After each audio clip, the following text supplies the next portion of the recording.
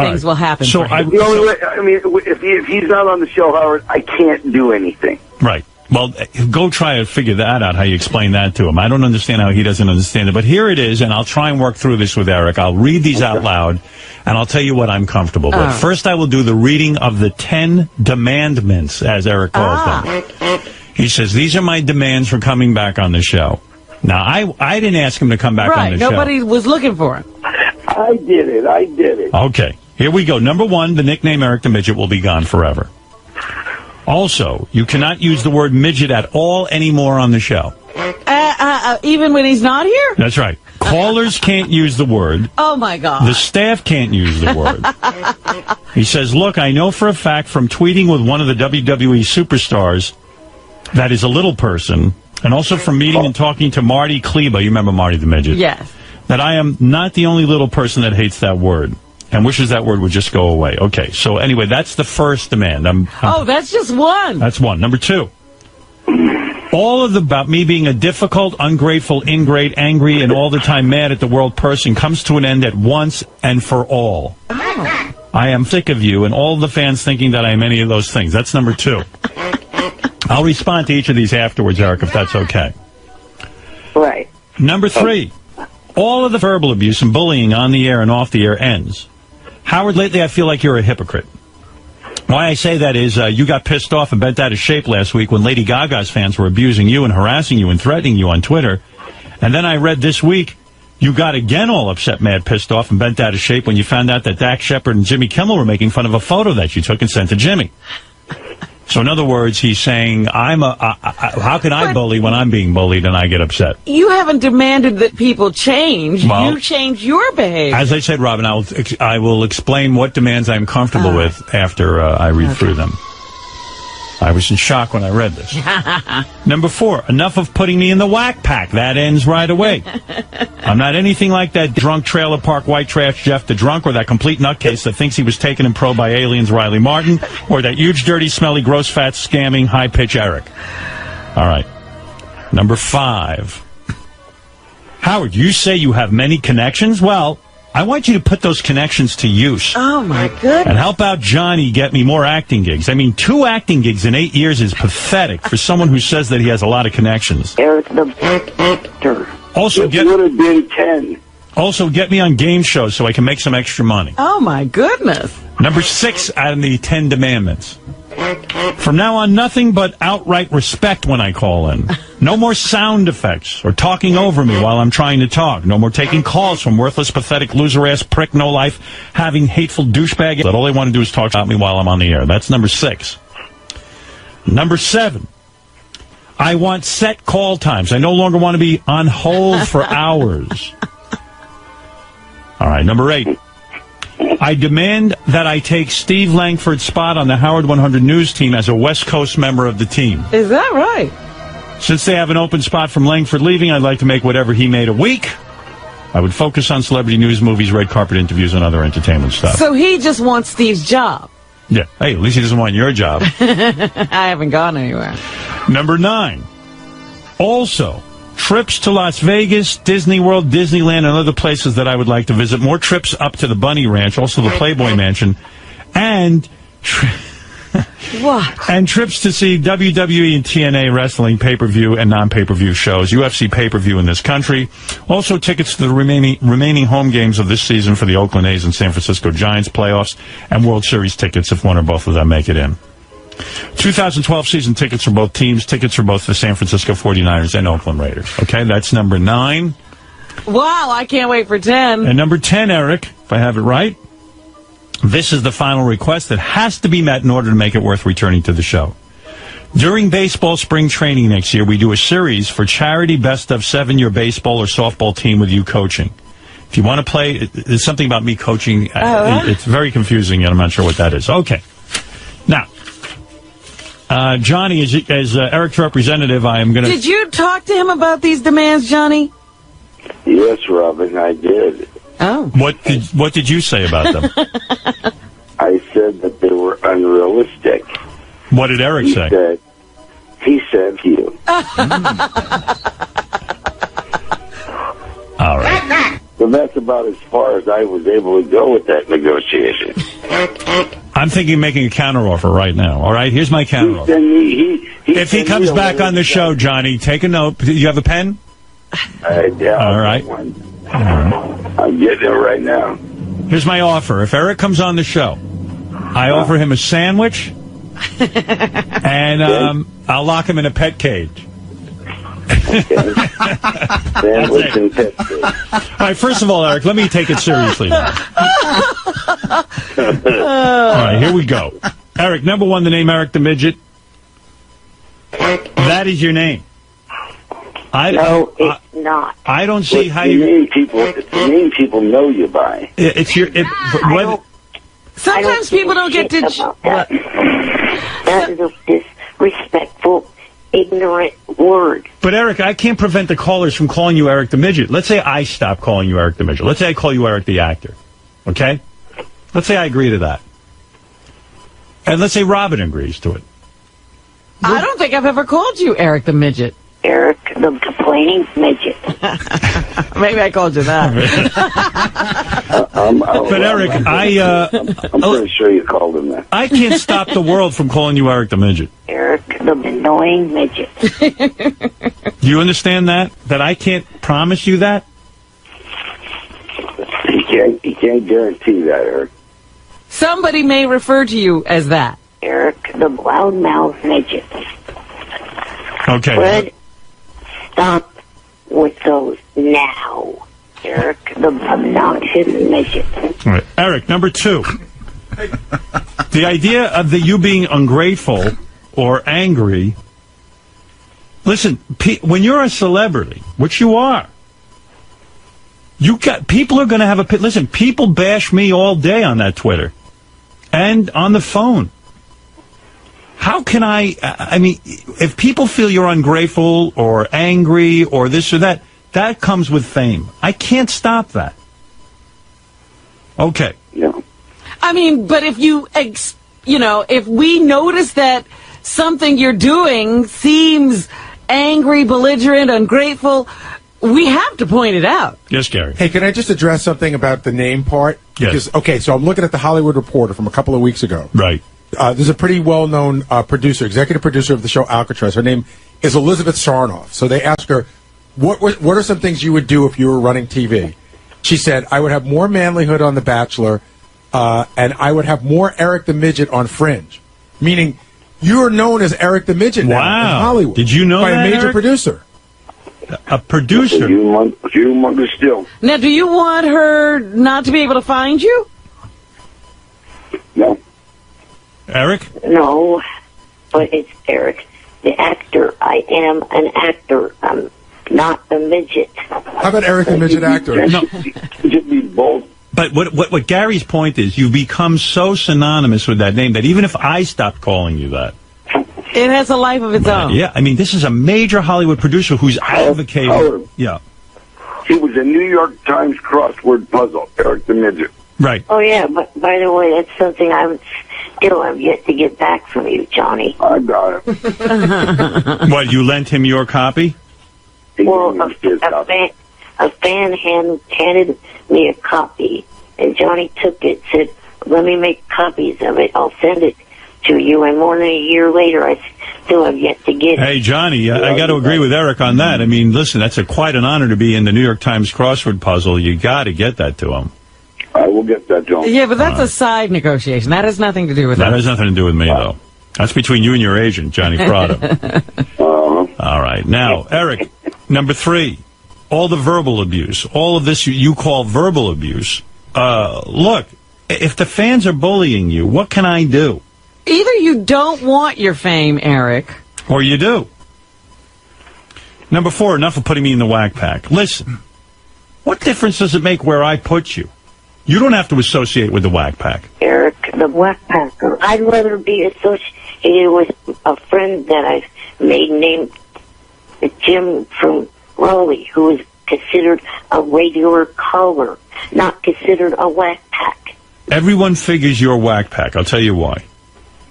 You're part of the characters, you're part of the crew, you're part of the fun of the show. You don't have to consider yourself part of the whack pack. But people do. They do lump you in with that. Is Marianne from Brooklyn? Marianne from Brooklyn is not in the whack pack. She's not in the whack pack. No. She's too normal. King of All Blacks in the whack pack? Yes. He is? No, Okay. he's not. All right. No. I mean, Marianne has a funny voice, so maybe she is, but... I mean, Elephant Boy is in the whack pack. Well, Elephant Boy is funny. Wrong with him. Yeah, well... Well, so, I mean, you know. He shit his pants on the subway and then went to an appearance. Shh. All right, so that's debatable, but okay. No, he's in the whack pack. No, I mean, enough of... Oh, you mean Eric's in the whack pack? Yeah. Right, okay. Howard, you say you have many connections. I mean, Eric... Now what is the demand there? That he wants more acting gigs, that I don't get him enough. I mean, Eric, it's a miracle that I got you 2 acting gigs. It's a miracle. You've never acted in your... You got it more than 2, because there's been 4 or 5 he turned down. Right. I mean, listen, Eric, when you're a beginner actor, you got to take what you get. You can't be so picky. Everybody's saying yes, not no, when they start out, Eric. Yeah. You've been sitting on one connection for 4 seasons. What's that? Your movie wife just ended her 4th season of In Plain Sight. Yeah. Over the weekend. Oh, I would like to be on that one. Yeah, but we're supposed to force her to put you on the show? Listen, Eric, I'll cut to the chase. I can't agree to any of these demands. Thank you. I mean, I'm not going to go through them point by point. There isn't one demand in here that makes any sense. You can't, if we can't, You were a caller. You called into my show. I always enjoyed having you on. I would enjoy having you on in the future. I can't tell you I'm not going to put you on hold. I can't do any of that. So again, I don't think you're in any position to make any demands, and I'm not going to get you box seats and trips to the Bunny Ranch if it comes up. Las Vegas. If you are good enough, that'll happen. But I can't guarantee you that. Read what the first paragraph says there. All right. What is the first paragraph? Well, will you tell me what it says? It says that each and every one of them has to be agreed upon for me to return. Well, I don't agree. I don't agree to any of them. If they are not, well, I won't return. Goodbye. All right, well, then that's it, I guess. Because I'm not going to agree to any of these demands. Eric, look, what about Pit Boss? What about Beez-It? What about Adult Swim? Johnny's talking sense to you. Oh, I mean, all of these things are things he turned down. These are big things. You know, there was a website company. Whoa. Back up. Yeah. I've never, you take one of those out of there, because I've never turned down Pit Boss. You never, you actually did, because Pit Boss, their criteria was that you go on Stern at that time, and you did not want to go on. So that was a turn down. Well, that's only because of that stipulation. Well, then you refused the job. You turned it down. That's right. Yeah, you turned it down. I mean... Eric, Johnny's telling the only good thing that's ever come out of your life is this show. That's it.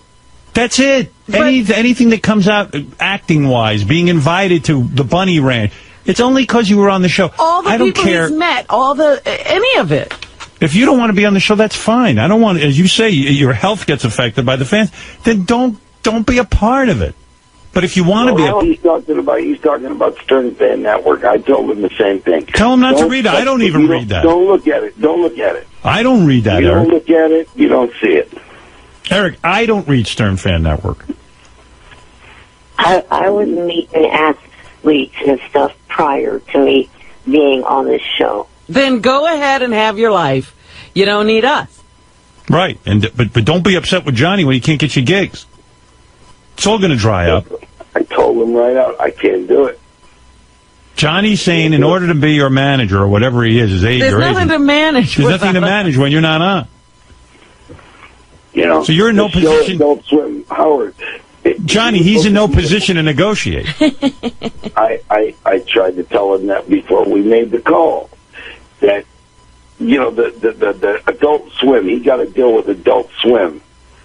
What was the deal? Let me hear the deal. Well, I don't know. He was supposed to play some kind of little satanic thing. And it's just his voice.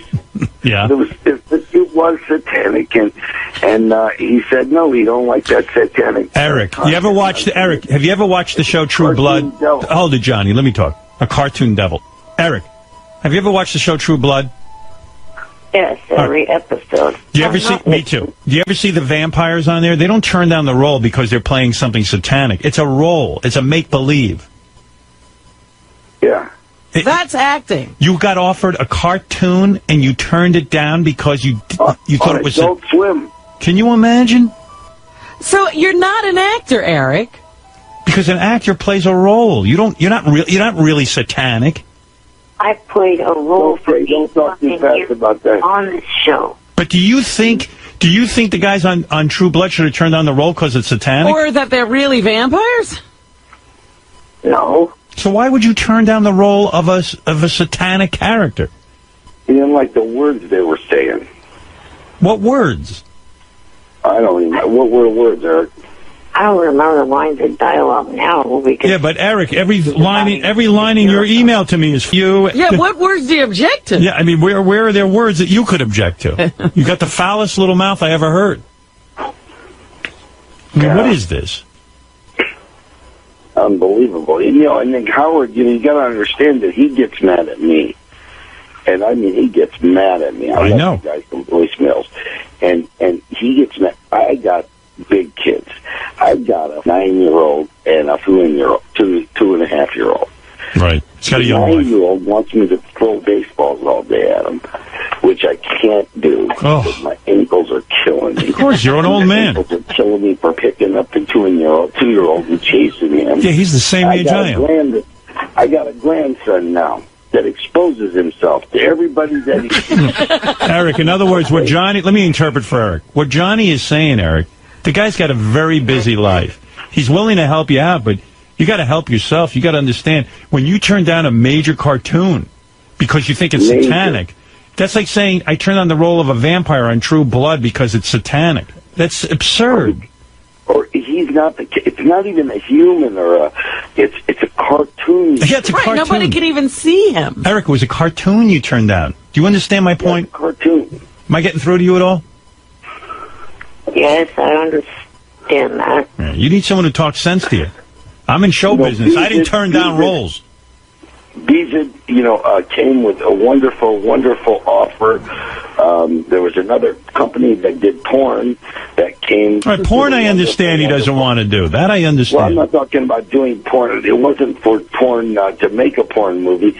It was to promote a porn movie. Oh. And he watches So I porn. could He's go certainly a not couple of opposed to it. events, and he didn't want to do those events. Eric, why wouldn't you promote a porn? You went to the Bunny Ranch. You love porn stars. Why wouldn't I you? know, I'm like, Johnny, are you referring to the Vanessa Blue Yes, website? right. Oh, Yeah. Why did you he turn could've that showed down? up there. not sure why, really. Yeah, you see, Eric, listen to me. You're a little loopy. Yeah. No, you were saying... Eric, I want you to be happy. Don't call into... Johnny, let me talk to Eric. Eric, I want you to be happy. Don't call into the show if it doesn't make you happy, but you're not thinking clearly on a lot of these topics. When Johnny says to you, and Johnny's thinking clearly, he goes, hey, Eric, I got a wonderful cartoon opportunity for you. And you go, well, it's a satanic I don't want to cartoon. pay a devil. And then you go, porno. I don't want to promote a porno. You've done it before for free. For free. So you got to listen. You got to listen a little bit to Johnny. And I hate to break the news to you. Your calls into this show are the best thing that ever happened to you. But that's your decision to make. And the well is drying up, Howard. I mean, the more he's not on the show, the well gets drier and drier. But I don't want to force you to be on. No, there's no force. No. But we can't bow to these silly demands. No. Eric, I'm not bowing to any of your demands. I only wish one of them was reasonable. Can we hone one of these demands to be more of a reasonable demand? And by the way, Eric, if I start giving in to your demands, can you imagine all the callers making demands of me? Can you imagine the rest of the whackback? I'll have to memorize rules for each caller. Jeff the drunk will be right on the phone. Speech impediment man will have me in court.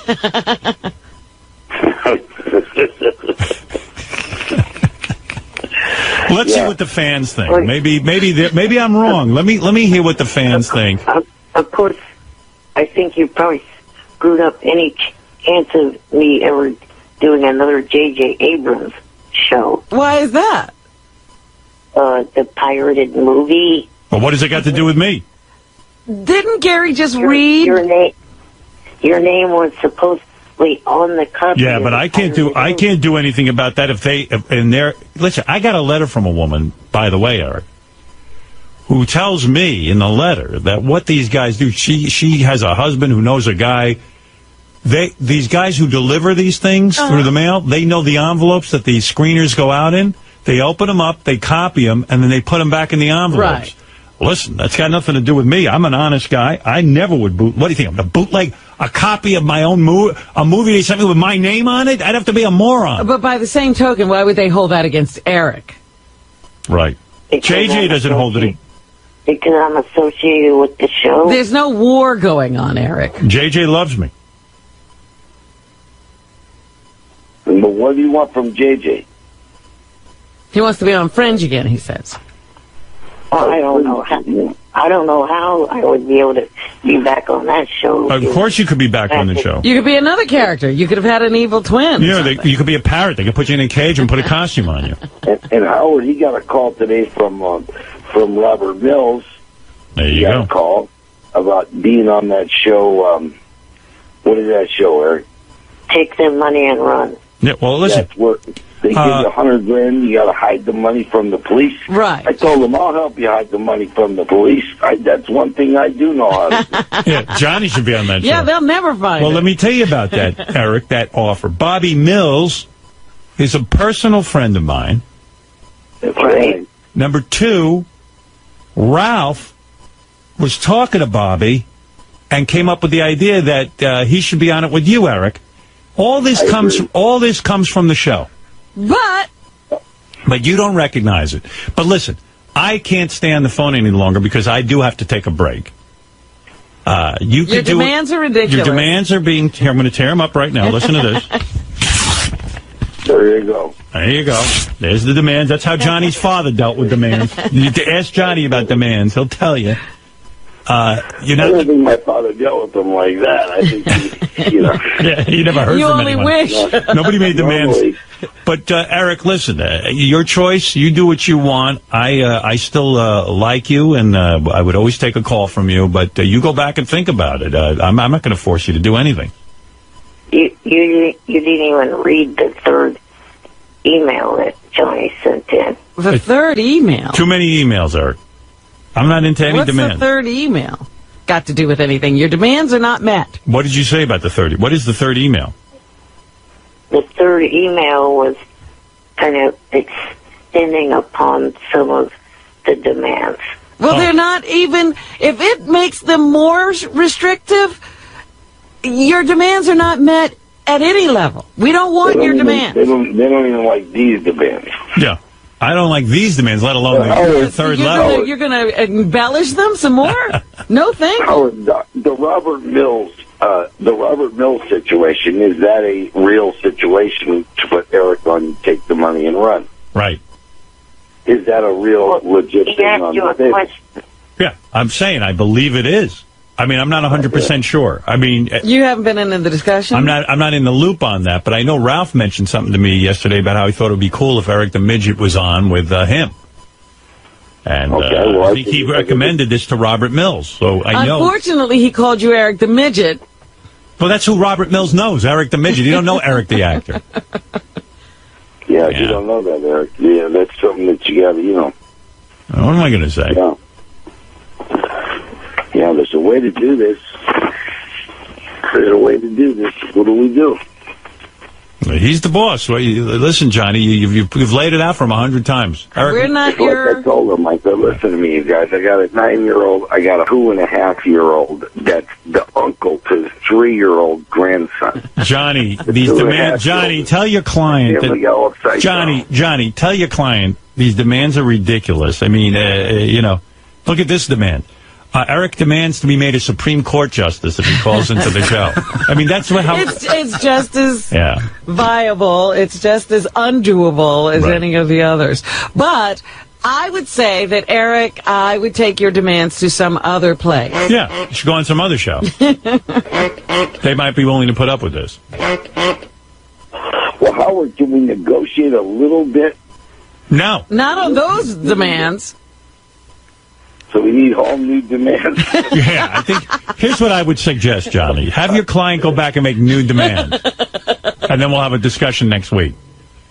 All right. All right. We're going to come up with reasonable new demands. Yeah, reasonable. Yes, Eric. I'm still holding a bit of a grudge against Johnny for a couple of years ago. Johnny Jr. and a friend went down to Miami to be on SmackDown, and I didn't even get invited to it. And I'm a much bigger fan of WWE than Johnny or Johnny Jr. Well, we Eric, went down there, Eric, to bring choppers down there for the WWE Divas that we were working. That wasn't just a trip. That was a work trip. Johnny, it works. Well, you didn't. Johnny has a chopper business, Eric. but we can't negotiate that for you with Johnny. Johnny, don't you take Eric everywhere with you, even when you're on business? Whenever he's around here, I do. Howard, listen to me. I go to Toys R Us every single day. Every day. If he wants to go to Toys R Us, he's more than happy to come to my house, and we'll go to Toys R Us. And whoever's there, I'd buy toys for. So if he wants toys, he can get toys too. But when you went down to WWE, it was for your chopper business. It was for the chopper. We made a chopper for the... We made a chopper for McMahon, and they were going to unveil it, and that's why we went there. And it was... How come you didn't include Eric? How come you don't treat him like your son and bring how come you? It was. It was in and out. Right. I wanted to get there, and I wanted to get back. And as you already know from the Fringe negotiation, that Eric, you just don't get him in and out. See? Maybe you should breastfeed Eric as well. Oh my God! Yeah, I mean, listen. There's passports, there's oxygen, there's all kinds of things. Eric, you're forgetting that if Johnny did invite you, you're a massive headache. Massive headache. It's not easy. Massive headache. You complain about everything. Howard, you got to play some of them calls where he called me up about the money, and I had like 4 deals on the table that were money. Bees had offered him money. Adult Swim offered him money. Shorty offered him money, and to get on the show, to call into the show, to promote the show, which he did not want to do. Promote. Eric, you mentioned you mentioned Marty Kleba. I know Marty. Marty took all kind of work when he got his career going. Right. He didn't sit there and turn down a cartoon. Johnny, he didn't sit there and say, "I'm not going to be an elf." Marty Kleba would have killed someone to get that role. But now that he's away from the show, he's still got a pretty good career going. Marty had a career before we met him. You're our creation. All right, this was like 30 years ago. My grandma used to hang around that Johnny Paleo. You know, that little guy with the harmonica? Right. I could have got Eric right in there. All right, listen, guys, I got to go. Enough of this negotiation. It's not going well. Eric, you've got to rethink your role in show business. You're turning down roles left. Would you play a Nazi in a movie, Eric? No. Yeah, why not? You're not really a Nazi. It's an act. Yeah, it's an act, Eric. See, that's why I say you're not an actor. Nobody can call you Eric the actor. Tom Cruise played a Nazi. He's not. No one thinks he's. And Brad Pitt did too. And Brad Pitt played a satanic vampire. He played a Nazi also. I think that might have even been a Nazi vampire. Al Pacino played the devil. No, Eric wouldn't play that. Eric, would you have turned down that role, playing the devil? Yeah. Oh. How about a drug dealer? Would you play a drug dealer? No. Whoa. Oh, well, we can't work with you. And under these circumstances, you're not an actor. Eric, an actor. Eric, if we wanted to do a music video with you to Thriller, to Michael Jackson's Thriller, would you do that? What do you mean, play a zombie? No, we actually have him do the Michael Jackson part, only we'll have Jan push him around in a chair so he can dance. Yeah, but even Michael turns into a zombie in Thriller. He turns into a werewolf. Or whatever. Yeah, he turns into something. Eric, would you play a werewolf? No. Well, how many roles do you think there are? You just want to be. you? You just want to be a leading man with the love interest? Yeah, he wants all the George Clooney parts. Is that what you're looking for, Eric? The George Clooney part? Ocean's 14. Holy fuck. Katy Perry wrote a song, I Kissed a Midget and I Liked It. Would you play it in the video? All right, look, guys, I got to go. Johnny, I love you. Eric, I love you. You know, you're great fun. And if anybody out in Hollywood has a nice role for Eric, let us know. Where he doesn't play anything satanic. Right. You know, he won't be a Nazi. He won't be a vampire. If anybody's doing a remake of Little Bo Peep or any of that kind of shit, call us. Eric, would you ever play an alcoholic? No. Oh, my God. What actor in Hollywood hasn't played an alcoholic? Would you play Casey Anthony in a movie? He'd have to be Kaylee. Yeah, well. Would you play a shoplifter? No. No. Why not? A shoplifter. I do that now. Well, what are you going to play, Eric? All right, listen. I got to go. I got to go, guys. This is too funny, but I got to go. Will you let me answer Robin's question? Yes. What I would play is the show In Plain Sight that I mentioned before. I would play someone that needs to go into the wit sack because he witnessed someone being murdered. Oh, you want to be... to testify. I see. Let me He just write wants this to down. witness a crime. All right, so you would go on Mary McCormick's show In Plain Sight and play a guy who witnessed a crime. That's it. Right. All right. And I was normal. her team has to, protect me and make sure that I'm able to testify. We get it. But what if, because of the stress of witnessing a crime, you become an alcoholic and worship the devil? Will you play that? No. It's a part. Would you play someone, Eric, who had a debilitating accident, who started taking painkillers and became addicted? No. No. Well, why not? Would you play Mary McCormick's talking baby? All right, Eric, I got to go. I'll look forward to you calling in tonight. I am going to negotiate this, and we're going to get it down. Okay. Good luck, because there's a lot of room All right, yeah. that you got to cover. Let us know how it turns out, Johnny. Good luck. Eric, good luck. Thank you. Hey, Bye-bye. Howard, can I plug something real Sure. quick? Go ahead, Johnny. AMCTV.com. You can see all the things from Mob Week that we did last week on television. And also, look for September 2nd, we're doing the same Valentine's Day Massacre on National Geographic. And it's really, really great. Eric, is there something you would like to plug? All I would like to say is that hopefully this weekend, Johnny will have me come down for his birthday and also go to the SummerSlam WWE pay-per-view. All I right. thought you wanted to go to Scores. Oh, yeah, Scores, too. Yeah, so Gino at Scores says that if Eric comes, he's carte blanche. And boy, you sure don't get that without the Stern Show, buddy. Right.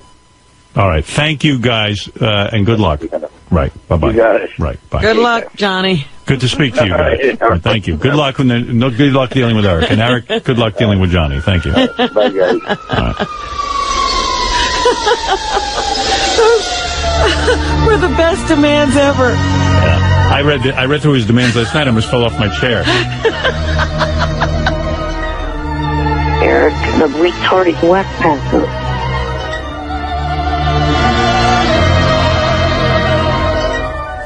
Eric, the complaining whack passer.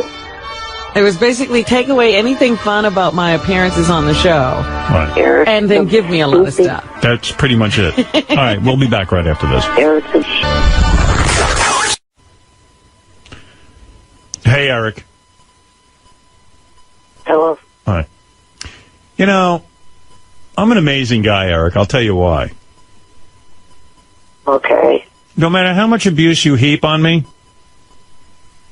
I continue to help you. And I don't even know why. Why should I? You know, it's funny. When you were on the air the other day and you were insulting me by saying, oh, you're some radio host and you're something.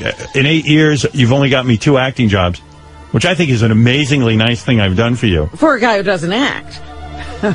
And you continually tell me how I'm a piece of shit. But all of a sudden, I get a call. You say on the air, gee, I wish I could be a Mary McCormick show in plain sight. Next thing I know, John Strauss is on the phone saying, oh, I'll write Eric in. Well, basically what he said to you was not, I wish I could. It was like, you should be getting me on that show.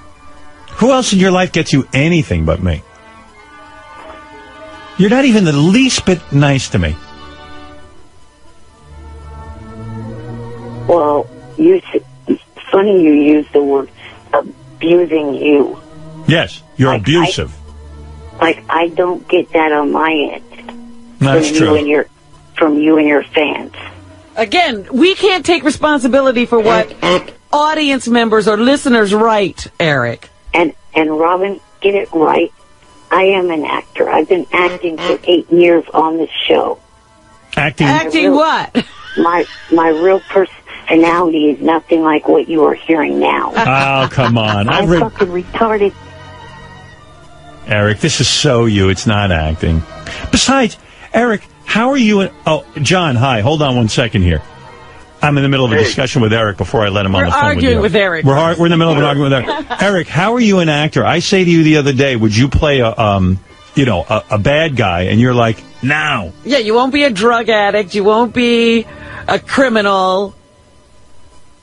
Hey, John, what kind of role do you have in mind for Eric? Not that I'm allowing this to happen yet, because Eric owes me an apology. Well, we're a few months away from actually shooting. We just started up again with our writing staff, so we're talking about different story areas. So this would be the time.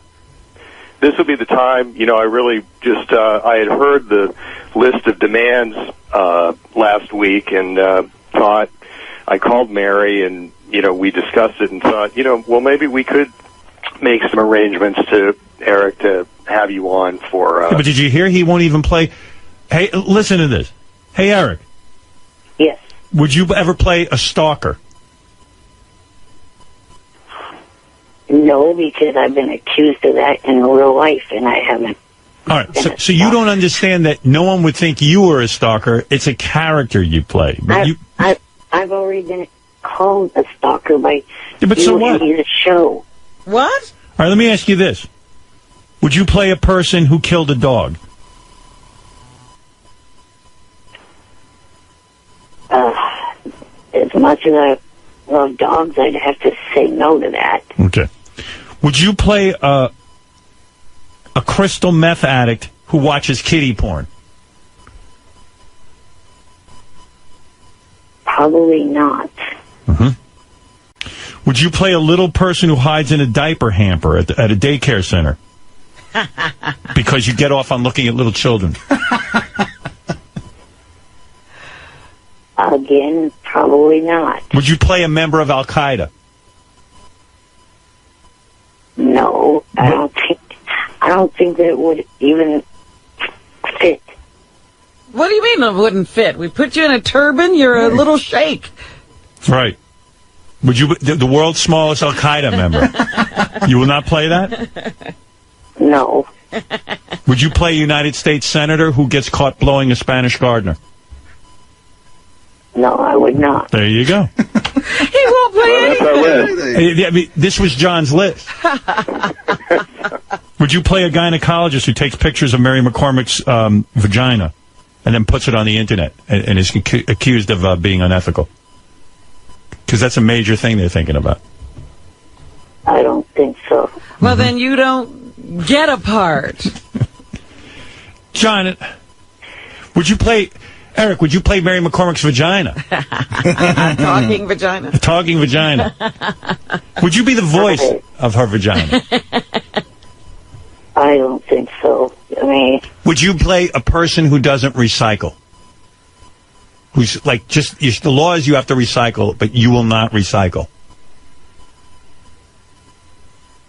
I'll go with that. You would play that. Wow. Wow. That's a big leap. John Strauss, All right. Are there any parts where it's a guy who doesn't want to recycle despite the laws? And he has to go into witness protection. Right. We have a large staff of very talented writers. I think we'll have to get to work on that. What are you thinking? Like what? I've seen the show. What could Eric play on the show? I assume it would be a one-shot deal or maybe a recurring character. What do you have in mind? Well, I mean, I think we were thinking possibly we have one where we're in the area of a hoarder. Someone who kind of never leaves the house, and has gotten so many a collection of so much stuff they can barely get out of the house. We thought maybe there was something in there. So there's been some discussion about an Eric part based on what you heard here on the radio, and Somebody collects Eric in this? That's possible. so Eric would play a hoarder. That is certainly one thing we discussed. Eric, are you open to playing a hoarder? That I would not mind doing. What if you're a hoarder who also has to kiss a guy? No. You would never do that. Okay, we'll scratch that off. No. That'll get him out of the house. You would not play a gay hoarder? No. Wow. Robin Williams was in that fantastic movie where he played a gay man. You know what I'm talking about, Robin? Robin Williams? Yes. Wasn't he in La Cage aux Folles? Yes. Oh, yes. I completely forgot about that. I mean, Robin Williams is not gay, but he played a gay guy. You can't play a gay hoarder? No. Wow. All the greats have played gay. Of course. Tom Hanks? He won an Academy Award. Absolutely. How is this guy an actor?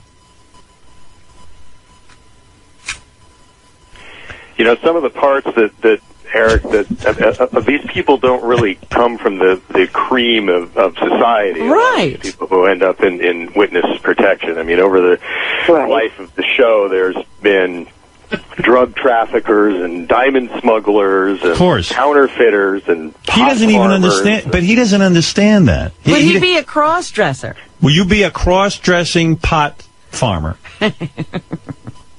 Eric? No. No. All right. And, Howard, I do understand what the show's about. I watched just about every episode. But how do you describe yourself as an actor if you don't understand that no one thinks you would be a real cross-dresser? Do you think those actors you're watching have actually committed their crime? I've seen John Malkovich play a man in a woman's outfit. He's like one of these psychopaths. Yeah, Tom Wilkinson. Absolutely. I don't understand how you're an actor. I mean, what actor says he won't play? He's almost... There's nothing Eric will play except a hero. We actually do have an area that we're talking about that does take place in the world of drag queens. Go ahead. Believe it or not. And what would Eric be required to do? Well, it's possible that, he could be... We do have one of our WITSEC inspectors going undercover in a club, and, he could be in that club. So Eric would be required to go undercover. Let's say he's on the show. He assists by going undercover. He's a federal agent. He's a federal agent? Right. Wow. I don't think that's what he had in mind. No. Eric goes undercover as... Is that what you're referring to? No, I think he would be like a club member, like he's one of the people who hangs out in this club. Oh, he agrees to wear like a wire or something? Yeah, well, or that's a possibility, the wire, or he could just be actually in the club, part of that scene. Yeah. They could maybe interview him, ask him a question or two. Right, in other words, he might even... that they're looking for. Right, like in other words, Mary or somebody walks in and goes, hey, what do you know about this? And right. Exactly. I see. An informant. Very good. Eric, would you play that? No. Oh. Wow. Okay. me. Well, I mean, you ever hear of it? Here's a chance to go on. This is an actor, and he a wonders hit why show. you haven't gotten him more roles. He says no to most things. John, what are you in your 5th season on this show? Yep, we will beginning season 5, yes. Yeah, here is a hit show. Stars beautiful Mary McCormick, Yes. who played my wife in the movie. I mean, he won't play a cross-dresser. Why won't you, Eric? How could you be an actor and not play a cross-dresser? People would give their left arm who are actors to do that. Why do you have the luxury of turning down every role when most actors have to take whatever there is? Right.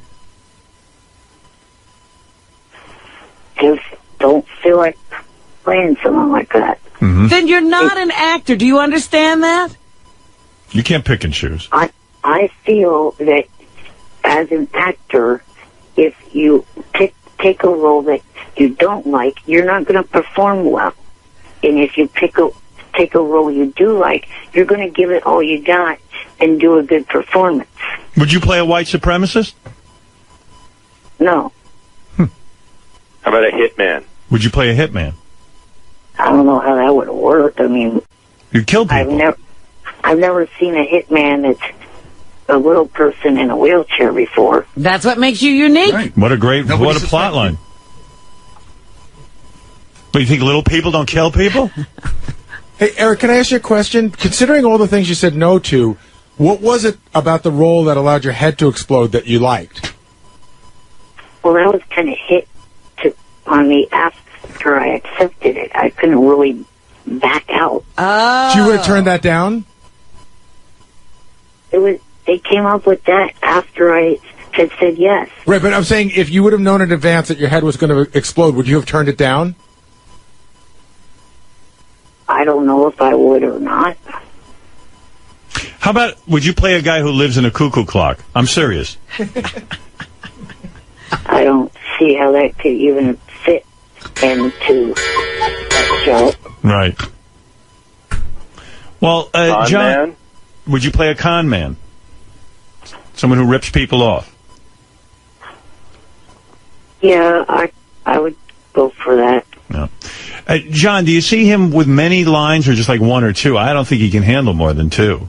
Yeah, I think we were in the neighborhood of 2 lines. I handled more than 2 in the show Fringe. Ideally, how many lines, Eric, would you feel comfortable with? Yeah, weren't you complaining that you had too many lines? And Yeah, too much we don't want to overwork you. Yeah. Well, to me, that was pretty much because that was my second acting gig. I didn't have much experience doing that, and I didn't know if I could handle a whole long bit of dialogue. All right. So you're ready to do this. Do you really think I should help you with this, Eric? The way you talk about me and the way you boycott the show, do you think I should help you with this? Tell me why I should. Well, it would be nice. It would help your karma go in reverse. It would help my karma. My karma's shot. Well, it may help it turn it around. Would you ever go undercover on the show as a Thanksgiving turkey? Would you do that? No. No. All right.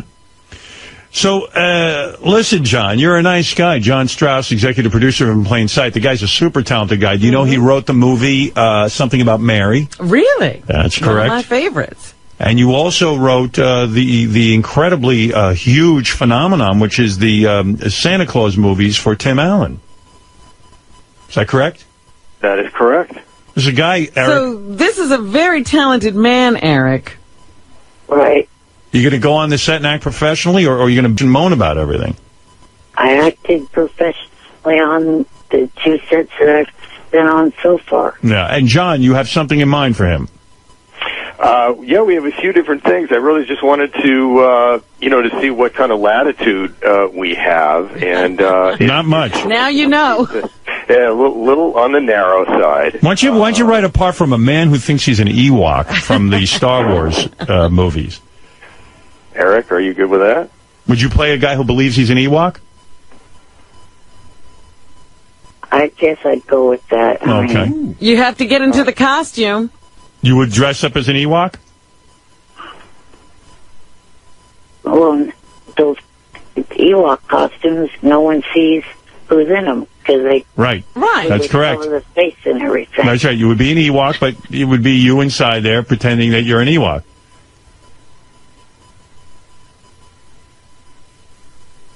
All right.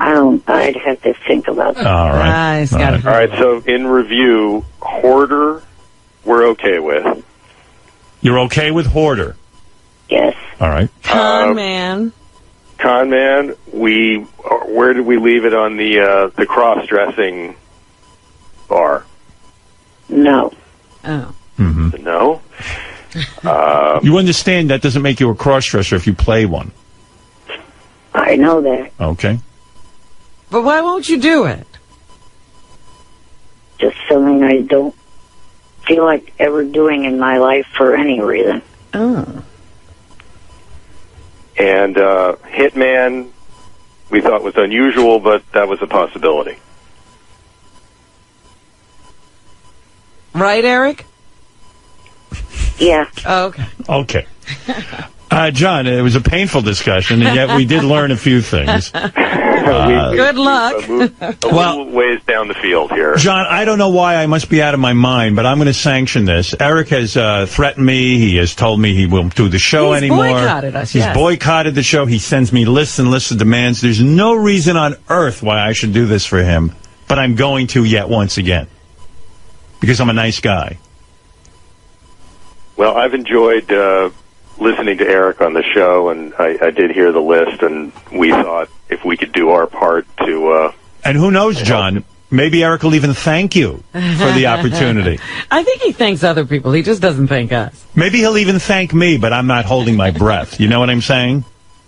I understand. Eric, is it, we do shoot the show in Albuquerque, Oh, good luck. Mexico. Good luck getting him there. Go. I can't go. I need my oxygen. I need a 5-star accommodation. I need. Are you going to be a pain in the ass on this, Eric?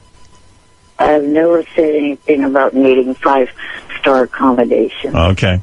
Perhaps that was an But exaggeration. you're going to have a lot of demands. Can you get to Albuquerque? Yeah, I mean, it will be a little difficult, but it could be worked out. Howard, I think in the last one, did they have to rent you a van? Yeah. They had to get an SUV and a driver to drive from here to Vancouver and back. Oh my God. Hey, John, you're a top television guy. They don't explain to Eric that they don't care. They hire an actor and the actor has to show up. That's pretty much the way it works. I mean, we generally actually we will fly if we cast somebody from LA. We will the show will fly them Right. to Albuquerque. So I imagine we can make some kind of arrangements. Right. If there needs to be a van. You got to write him in. It's like you got to let me in on the writing of this thing. I want him to be a guy who lives in a small town in the West. He gets elected sheriff, but he rides around on a Shetland pony. You know? Would you play that, Eric? With a big cowboy hat? You'd play that, right? That sounds ridiculous. Oh. No, it's what's ridiculous about it? Any way to work that in, John, where he's on a Shetland pony and he has a 10-gallon hat on? We have plenty of horses in New Mexico. Right. So yeah. we could make it work.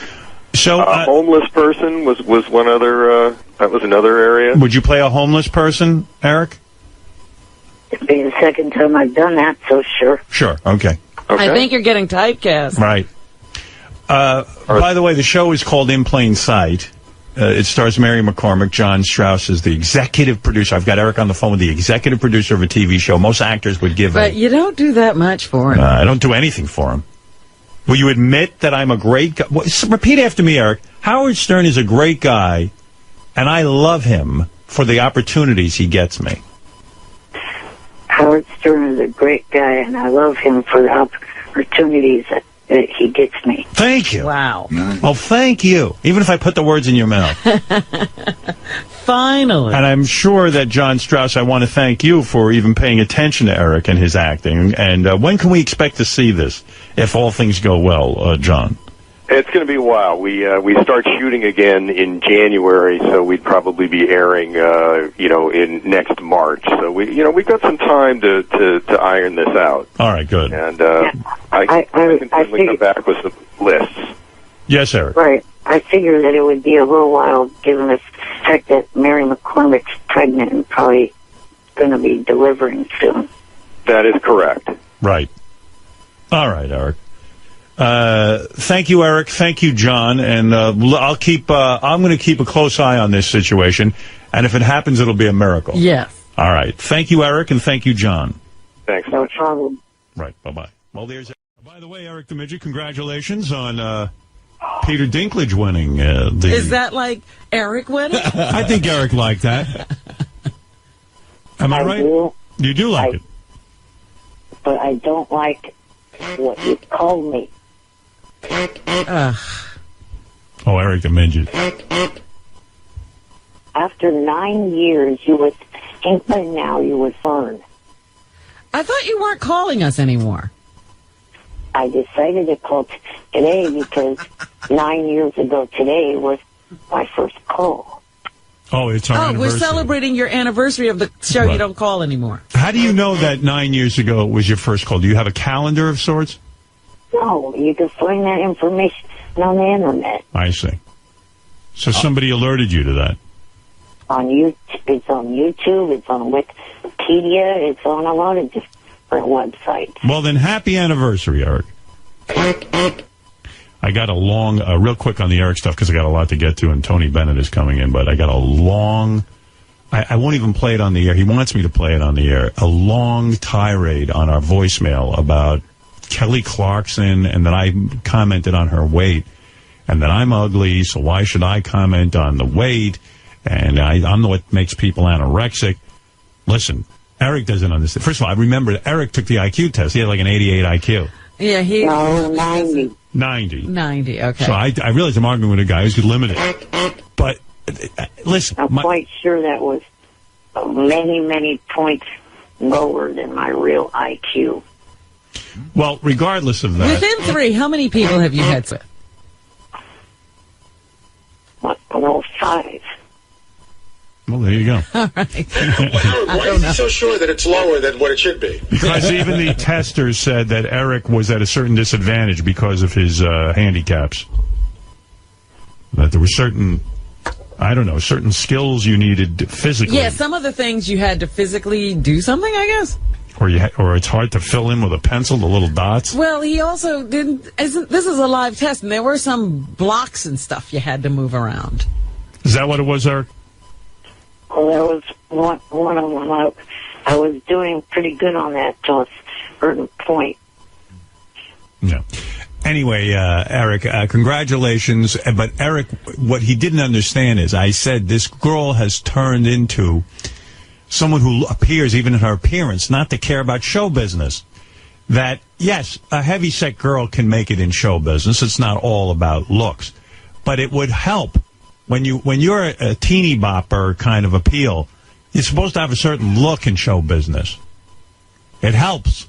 She appears not to care about her appearance. But I don't think her appearance has anything to do with what's happening to her now. No, it isn't. The hits are not coming.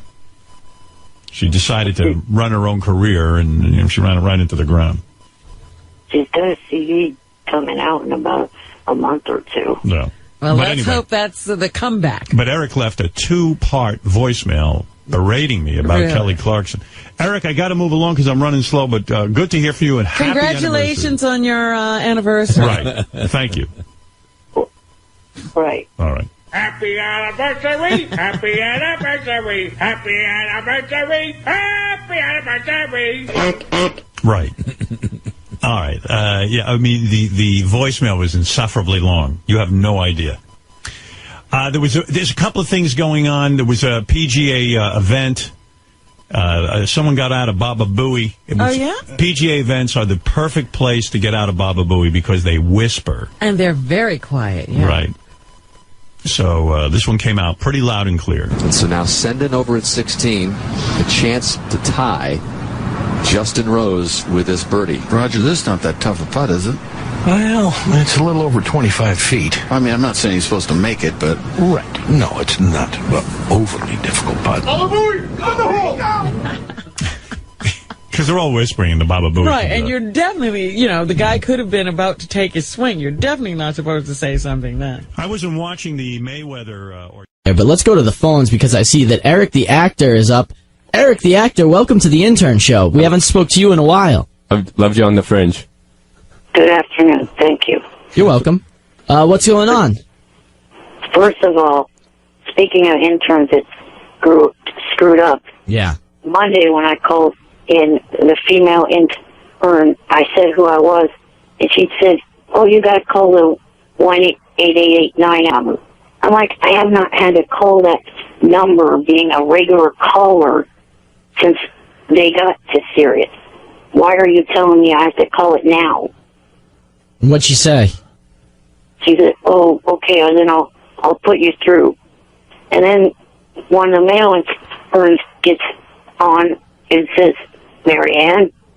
I'm like, "No, not even." So you've been having trouble with this recent group. Right, and then the other reason why I was calling was because this here is the last time, other than old stuff and messages that got left on Shuey's voicemail today, and also this week on Will's voicemail. This is the last time you will hear me on any of these channels. I am sick of it. I have tried on September 28th to call in, got left on hold for 2 fucking hours. Tried last week, got left on hold. What the f*** is the point of me coming back to this show if that butthole will not take one of my calls and put me on air? This sounds familiar. This is an honor. This is a huge honor. If this is the final Eric the Midget. I agree. I would love to hear Eric on Howard. He knows that. I love Eric on the show. Yeah. But if we were to be the last time that you were on the air, wow, what an honor it would be for me and the Intern Show. It's a coup, Steve. So I'm not going to say that we're certainly rooting for you to be on the air with Howard. We love it when you are, but if you are not, I mean, this is in the record books for me. And if Howard thinks that he's going to get Johnny to get me to come back, that's not going to happen because I'm done with that idiot as well. Fair enough. Let me. One of our interns has a question. Well, yes. I just wanted to ask Eric, why did you choose this show to be your last show to call into? Well, because there's no live show tomorrow because Howard's too lazy to work 4 days a week. What's Worth Watching with John Hine and Jenny Hutt is on it too. Right. That's just a programming note more than anything. And then I can't stand Mutt and the Superfan Round Table. Tomorrow night, 7 p.m., Howard 101. Eric, before you go, in case this is, do you mind, we sometimes do this on the air and interns be quiet, could you mind giving me an ID, if you can just say this is Eric the Actor and you're listening to the Intern Show with Steve Brandano on Howard 101, just in case it is your last one? Sure, no problem.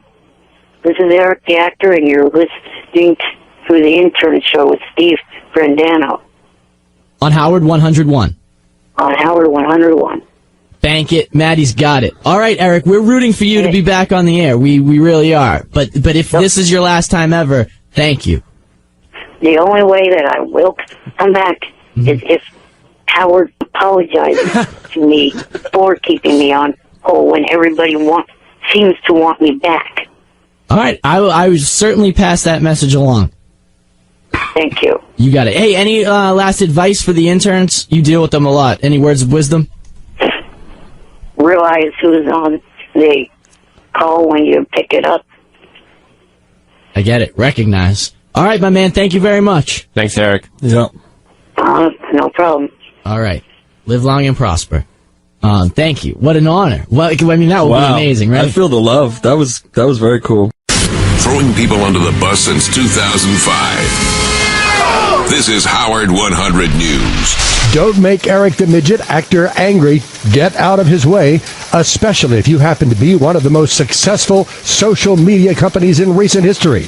It's Howard 100 News you need to know. Howard 100 News you need to know. I wanted this to get out there, too, because there is a person with an identical twin Twitter account that is trying to be me. Eric the actor is frustrated with a little thing called Twitter. Eric has had problems in the past with Twitter and has decided to open a new account because of it. Well, the new account is open and the problems are continuing. This person opened an extremely new one within the last 24 hours or so ago, and he's tweeted to Jerry Borash and other people that I've tweeted to, trying to pass himself off as me, and he just wanted to make sure that they realize that that is not me, because he says some really stupid shit. And we all know Eric would never do or say anything stupid. So, Eric, do you have a plan? How can we fix this? One of the creators of Twitter did an interview on Howard a few months back, and after that he got Ronnie the limo driver's account verified. I would like to get a verification on my account where all these other fake idiots that have absolutely no life cannot do this anymore. So you're saying Twitter, verify me or lose me. Right. If you listen very carefully, you can hear Twitter shaking in their boots. Shuli Agar, Howard 100 News. Oh, Eric the Midget is on the phone. This is the greatest. Eric is under this delusion that I have nothing but time when he calls in. He's a big star. Yeah, and he's been calling the back office over and over again saying, that's it, he's not calling in anymore. Didn't he write us a couple of weeks ago and said that was it? He's really done. Yeah, I tried to explain to Eric that it's not that...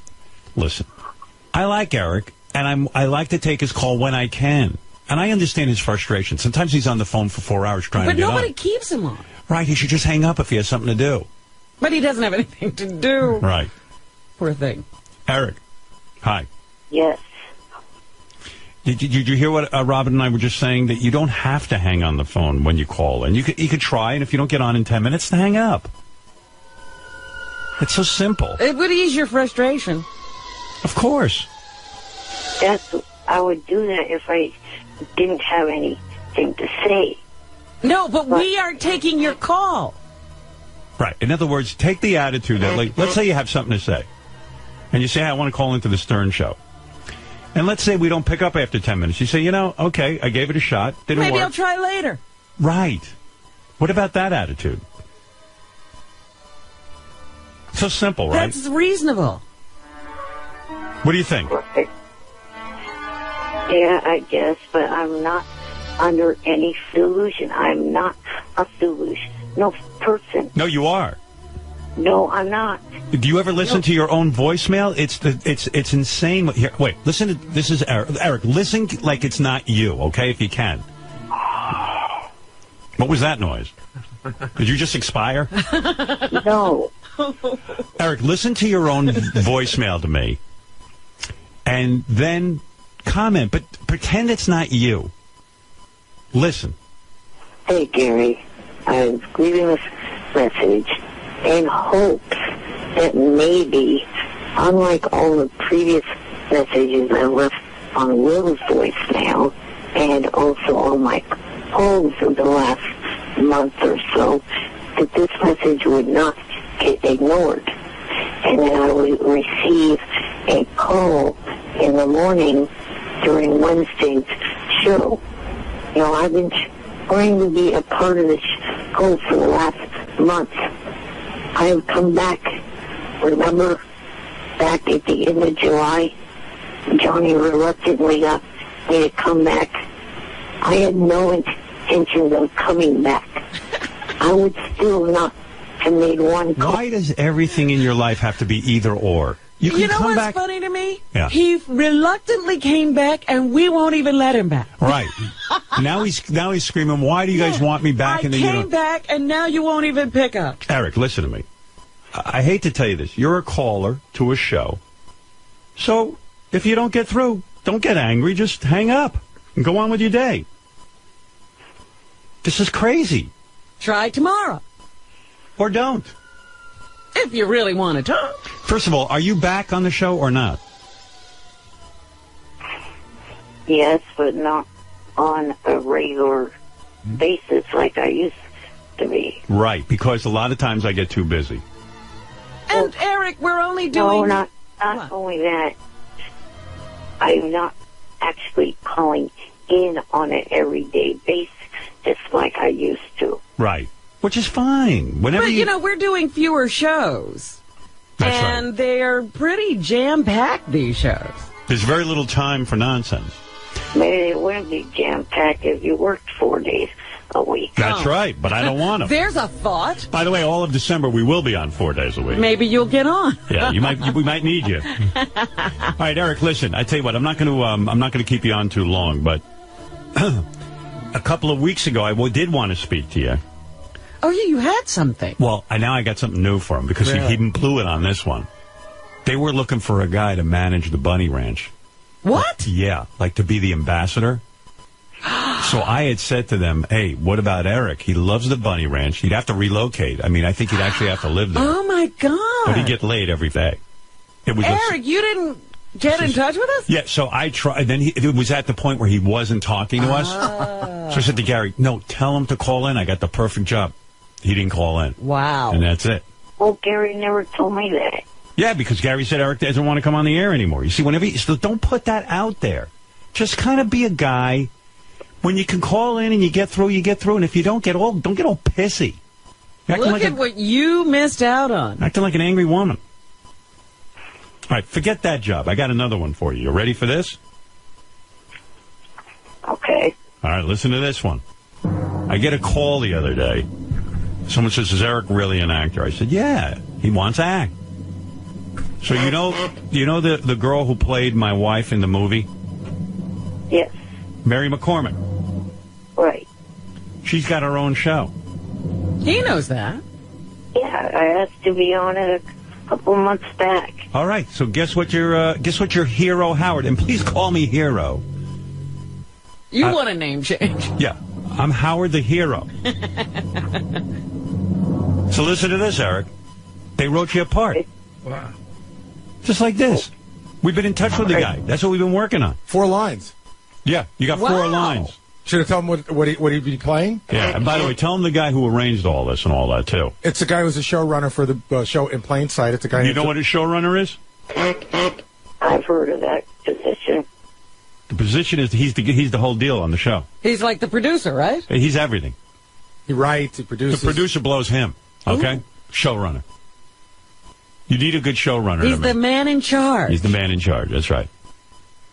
Go ahead. It's a 4-line part where Eric will be playing the landlord of a building where a hoarder lives, and Eric complains to the hoarder about the mess. Can you do that, Eric? Can Eric complain? Listen, you couldn't write a better part for this kid. Is it a part you'll take? Yes. And then your head explodes. Yeah. Your head doesn't explode. That sounds good to me. How cool. See? And you call up yelling and screaming at people. And you're yelling and you're all worked up.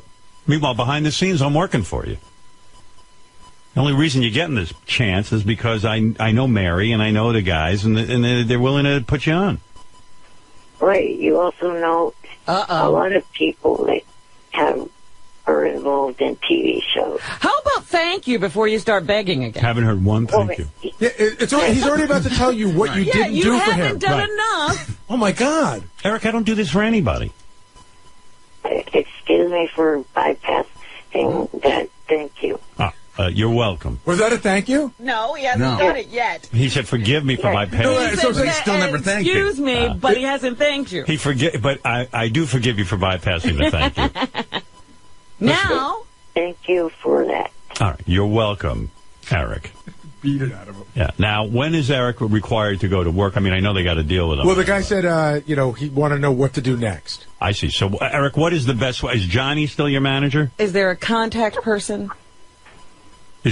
I believe I will give him a second, well, I don't know, it's maybe more than second chance to deal with this.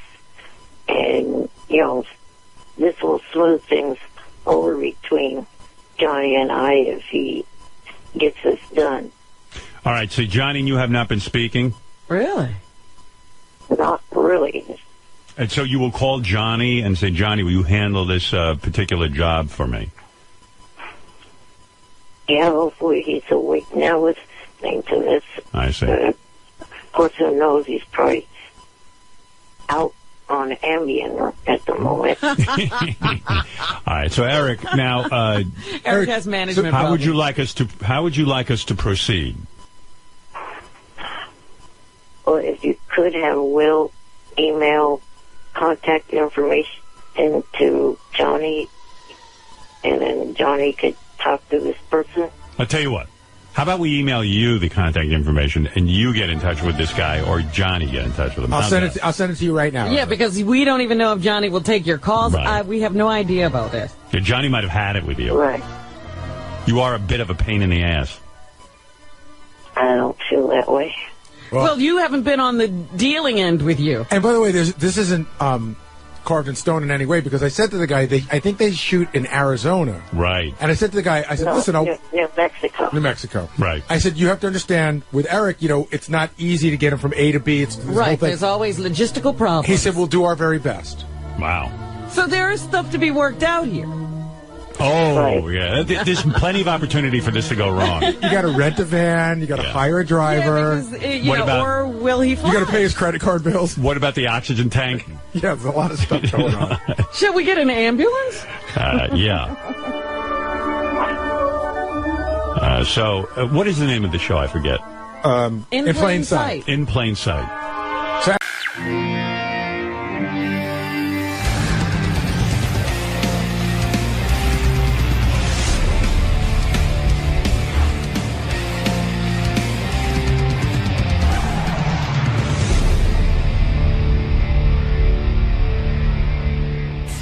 I got to admit, I don't know what to do about the Jimmy Kimmel show tonight, because I imagine you will determine that at game time. Yeah, well, I checked with Ronnie, and he claims there's no way to pass over the bridge. Well, all the East River bridges are closed. Yeah. Now, at what point is there a mechanism that Jimmy will tell me whether I'm supposed to come or not? And the Battery Park Tunnel is closed. So Yeah. you have no way I have no to mechanism. get to Brooklyn. Can I take a boat? You could take a boat. I think those are closed too. Those. No, he's a rowboat. No. Oh, that boat. His own boat. And Jimmy won't let me off the hook because I was expecting a call from Jimmy going, look, what am I supposed to be on standby all day? I mean, I don't know what I'm supposed to do. I have no idea how they handled it yesterday. I don't know when they decided. Well, I don't even know that Jimmy's crew in Brooklyn can do a show, because in Brooklyn, evidently, there's been huge flooding. Right? Yeah, is their facility still open and up and running? So I'm sitting there going, I don't know what the fuck I mean, my own show, I know what to do. I don't know what to do. I don't know what Jimmy's doing. Well, last night, Jimmy Fallon and David Letterman did shows without an audience. Right. And now I know Jimmy's probably kicking himself in the head. He should have done it without an audience. I mean, I can imagine what's going on. And now I'm caught up in it because I'm supposed to be the guest tonight. Right.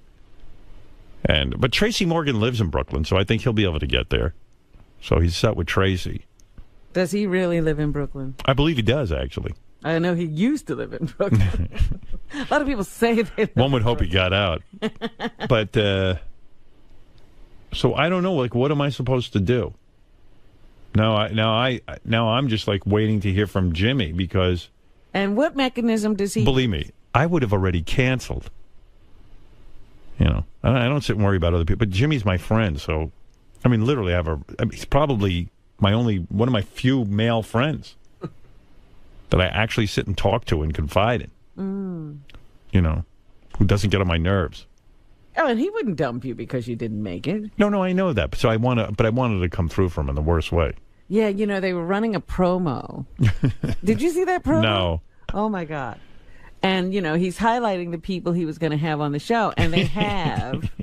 And they're showing clips of those people on his show. Right. So what they have is you in that satellite situation, which looks very bizarre. Yeah, it's so odd. There's something preventing me from being on that show.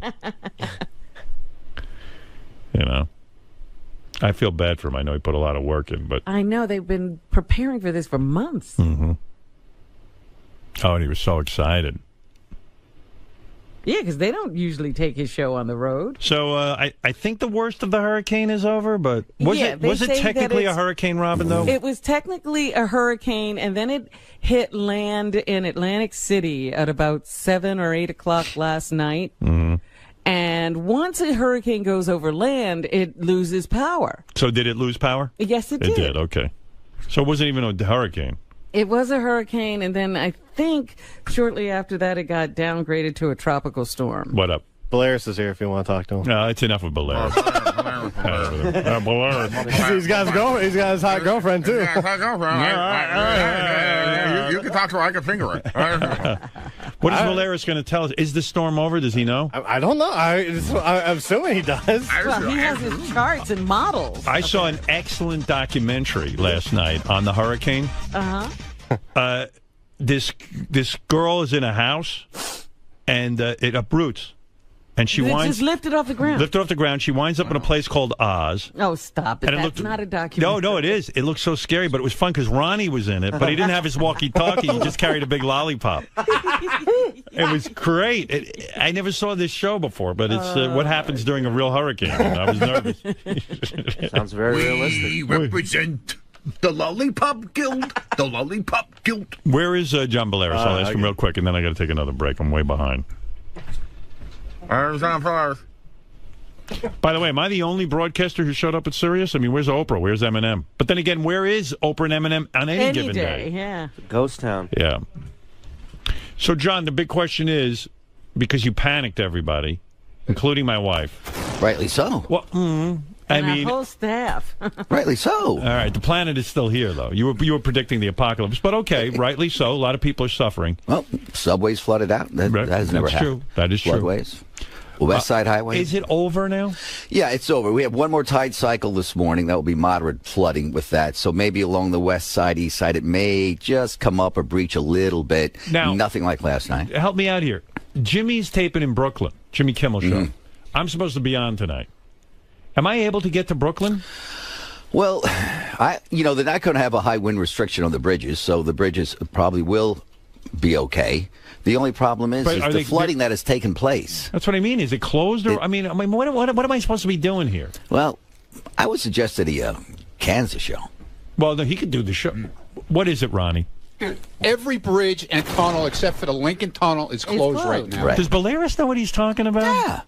Yeah. Not about that. They're closed. Everything's closed. He's a weatherman, not a traffic They're closed. That's why I suggest you... What are you talking about high winds? Just forget about If the bridges are closed, they're closed. Yeah, you can't go on the bridge no matter what.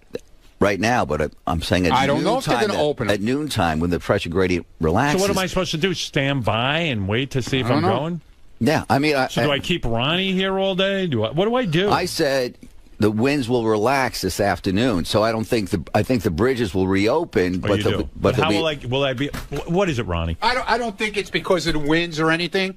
I think they're trying to keep the people out of the city until they straighten out all the messes here. Right. And I think that's why they're keeping the bridges closed and the tunnels. So what do you think? They're trying to keep the traffic out of the city. Well, tell me what to do here. What do I do with the Jimmy Kimmel show? I don't know. I'm going out of my fucking mind here. I don't want to disappoint the guy. You would think somebody would contact you and let you know. No, they're going to keep me guessing. What's today? I mean, they canceled the show last night. Am I supposed to spend 5 hours? There was no show last night. I know, and now he's feeling bad because Letterman and the other guy, Fallon did the show. I got a feeling you're going. Yeah, but I mean, to what end? I mean, will I be in a car for 4 hours trying to get there? Not many cars on the road.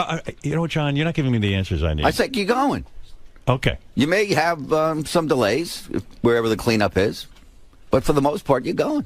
Well, he's right in, You're going. Downtown Brooklyn. All right. It won't be that hard to get. Yeah, you got the winds. This is it. The storm's winding down. And, Robin, it was never downgraded to a tropical storm. It wasn't? I heard that somewhere. False information.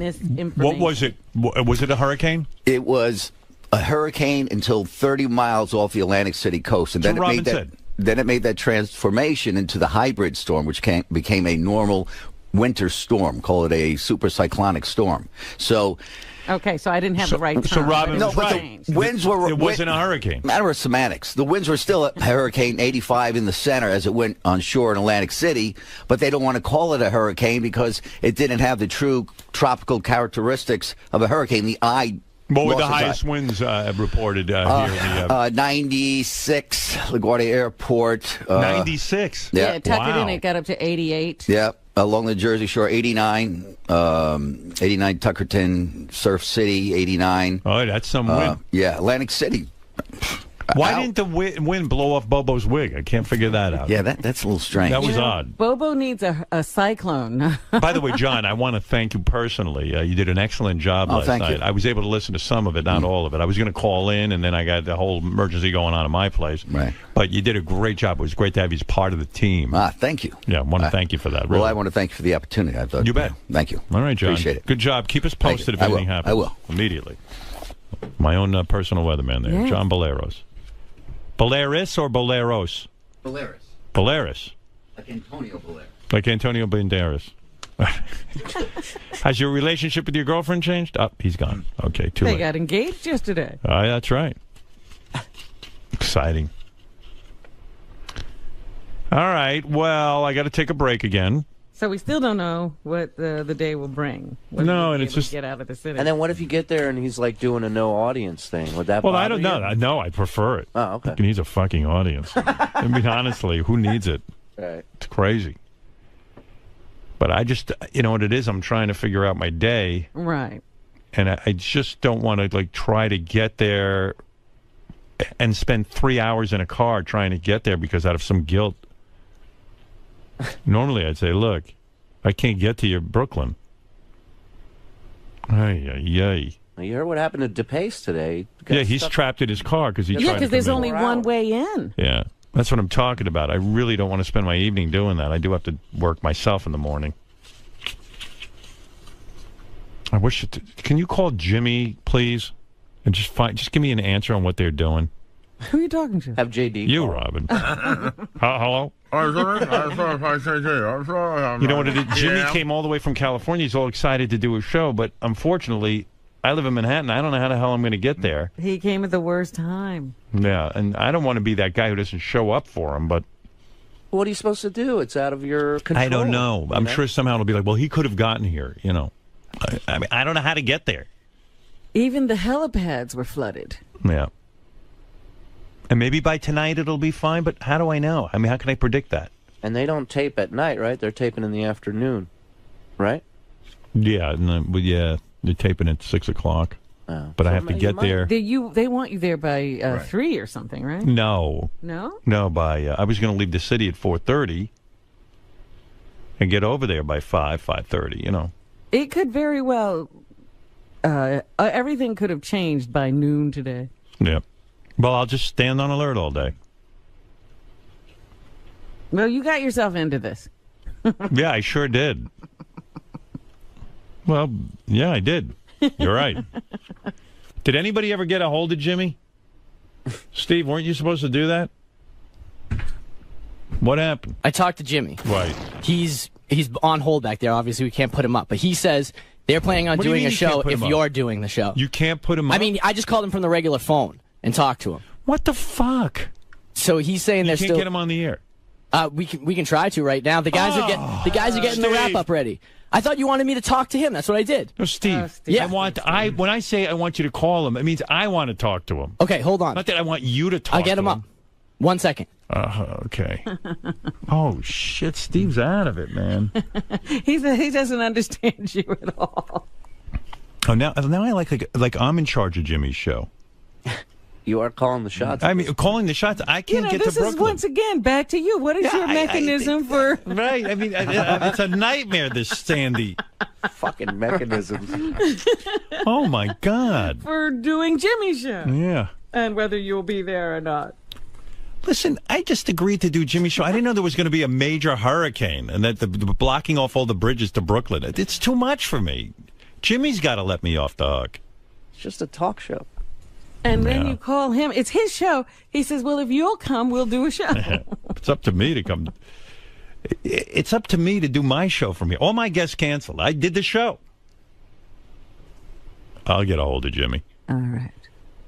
Well, Jimmy has a whole stash of bits from last night that There he you didn't go. get to do. You can play and those he has bits. the bits they were going to do tonight. Yeah, I saw him on a tricycle riding around in Brooklyn. Right. That's funny. Just do that. Run that for an hour. It's a 12 o'clock at midnight show. 3 people are up at that time of night. Oh, my God. Oh, there's Jimmy on the tricycle. This is so unbelievable, this mess that I'm in with this Sirius and just getting phone calls. That's crazy. It's a whole thing. This has been going on all morning. I got a headache. Steve, just give me a heads up. If you can't do it, you can't do it. I didn't know it's so complicated to get Jimmy on the phone. What's going on, JD? People are running around like crazy. Just give them another minute. Another minute? My stomach hurts. I'm going to throw up. What's the matter with you? What are you laughing about? What's funny? I mean, really, what the fuck? Have you not learned anything? What? Never mind. No, tell me what you're saying. No, I gotta I know. was about to say whenever Steve told Jim McClure was like, "Fuck, I already set up for wrap up." I don't care about wrap up. I Take know. that whole thing off the air. Wrap up. Those two. So, but they're getting it done. They're getting it. Wrap up is canceled. How's that? Now can they get me the phone call? They're working on it. Just need another minute. Oh my God. I thought they should. Never mind. What? You thought what? I thought he could just call your cell and you put it on speaker. Oh wait, here's Jim. Yeah. What is it, Jim? What are you doing? Jimmy Kimmel. Oh, Jimmy. Look at how hard it is. Just get a phone call. This is some operation. Hold on. What are you doing? Jimmy! I'm sorry I asked. I just want to get my situation settled. I don't want to walk around all day with this hanging over my head. Right, because now you don't know. Whoa, what's that? Oh. Oh, my God. You know, it's hard to deal with the uncertainty. I like that everyone that's not here is worried about wrap-up show. I don't give a fuck. I'm here. I'm doing a show. Wrap-up show. And Gary's going to phone it in? Yeah, he's running around his neighborhood looking for somebody with a phone line so he can be on an ISDN line. He couldn't have spent the night in the city and just been here. Hello, I need to call Jimmy Kimmel. And now because of him again and his bullshit, I gotta now. I can't get the phone call. I thought they had this all set up for me. Jimmy. Yeah. Oh, hey, Eureka. Magic. Oh, it sounds really good. How you doing? I'm doing good. It's just I'm worried about what's going to happen with the wrap-up show tonight. Well, obviously Jimmy's on a cell phone, right, Jimmy? Right. Yeah. Hey, Jimmy, I'm just trying to figure out how to conduct my life. I'm assuming I can't get into Brooklyn because every bridge is shut off. Well, it is now, but it looks like it's pretty clear, doesn't it? Ronnie's telling me that it's not, and that. Well, they haven't opened the bridges yet. I mean, I don't know Ronnie what to. also yesterday told you there was no way for him to sleep in the city. Yeah, no, I know. I mean, he's just looking to go home. So, boy, Jimmy's connection is bad. I know. Yeah, that sucks. Yeah, I'm just on a cell phone. I'm in a hotel in Brooklyn. So are you feeling bad now or guilty because Letterman did his show and Fallon did his show, or is that screwing you up? Well, it doesn't really make any difference. I think I feel bad that 800 people had tickets last night and didn't get to see a show. I'm hoping to minimize that throughout the week. You know, I'm thinking about it. I mean, you're going to 11:30, which is going to be cool, but right now the show's on at midnight. Why are we busting our like? I'll try. I mean, like I could try to get to Brooklyn, but it might take me hours. Like I can't leave the city till about 4 o'clock or 4:30. Right. And then I could end up getting stuck for like 3 hours trying to cross the bridge. But really, why are we doing? I mean, I want to do the show. I'm not looking to get out of it, but I mean, What do you think, Ronnie? Why What are do you you hear? putting it off on me that I don't want? I want to go home. Well, you tell me. You What said do I we- want to go home. I never said I wanted to go home. When did Yeah, I but say you're that? saying there's no way we'll be able to get across the bridge. Dude, they have all the bridges closed. So I that's- have no it's 10 control. o'clock in the I morning. don't have control over that. But do you think later this afternoon I they might don't open know. it? Just like you don't know. So do you mind hanging out in the city? We'll wait around and we'll see if we can do Jimmy's show. I never said anything of the sort that I was going home. Did Jimmy, I? The hell when is do you wrong? need it? When are you going to decide if you're doing a show? Well, we're doing the show if you come. I mean, we're definitely going to do a show. So it sounds. I mean, we can push What it is a your little later mechanism? if we need to, or whatever. No, you can't go any later. I got to work tomorrow morning. I know, but I'm just trying to be flexible. No, I mean, I would rather do it now, quite frankly. But let's get it over with. Is Jimmy already in Brooklyn? Yeah, Jimmy's in Brooklyn because he has he has to prove to his staff that he's one of them. He didn't want to stay in like a 5-star hotel while the rest of the staff is in a shithole. Oh my God! Last night, everyone was saying we're going to die in the 3-star hotel. Yeah. Imagine that. What a disgrace. Imagine the newspaper. You read Jimmy Kimmel died in a 3-star hotel. Well, you know what I was thinking? Oh, well, all the expense. But now that I see what they've done, there's no expense. Can you guys... Oh, there's an expense, believe me. Wish you guys had done the show in Manhattan, then I could be there. Well... I know, we made a terrible mistake. Well, I'm just thinking, like... I just don't know what... I guess Ronnie, we're going to have to wait around all day. And, but then what if we can't get there? One good thing is, there's no traffic outside. I mean, I don't think if the bridge is open, you will not be stuck on it. I'm looking at it right but Jimmy, now. seriously, at what point are we going to decide whether you... I mean, you must have some sort of... There has to be a time. There has to be a time where we decide whether the show is going on. The show must go on. No. See, I told you, I'm not going to get an answer, and then what am I supposed to do all day? I guess putting it on you, I think, Howard. It's just and Howard's putting it on me. No, and I'm putting it on Jimmy. Jimmy, do what you normally do all day, and then if the bridge is open, come over here. And then aren't I screwing you up if the bridge is... Well, I guess it's not my fault. Well, what can you do if the bridge is closed? But what if the bridge is open, but it's like so limited, and then like it's like 3 hours to get there and 3 hours back? I'm fucked. Well, I mean, I think you can evaluate that situation. All right, I'll tell you what I'll do. I'm going to make my every effort to get there. How's that? That's all we can ask. All right.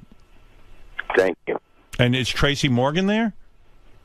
Well, not right now, but I assume he'll be here. Ronnie's bummed out. Why am I Because he bummed has to out? stay. Because Ronnie knows it's going to be a bitch to get over to Brooklyn. He knows. I have no clue. I don't even know if we're going to get over the bridge. I had to talk my way over the bridge this morning. So, Ron, how are we going to tell Jimmy what to do? Because you are the driver, and you're the guy going to get me there. At what point should we... I guess we'll just hang out and we'll figure it out. Yeah, we got to figure. Got to wait and see if they open up the bridges. But the thing that scares me is because they don't want. My opinion is they don't want people in the city right now. Right. Well, you'll be leaving the city. Understood, Robbie. Yeah, but we got to get come back. You know, I can't believe that Jimmy doesn't have the kind of pull where, his guests are going to get a pass from the cops to go over the bridge. Jimmy has no pull. You know what? We He's on might, at 12 we at might night. have that, actually. When Jimmy gets on at 11:30, he'll have that kind of pull. Yeah, I'm sorry, but what are you going to do? It's God's fault. I mean, I could be a douche and just say, hey, I can't get there. Fuck it. But I'm not going to do that to Jimmy. Jimmy's Well, a good man. I'm working on something to have somebody go with us that possibly could get us over the bridge if it's closed.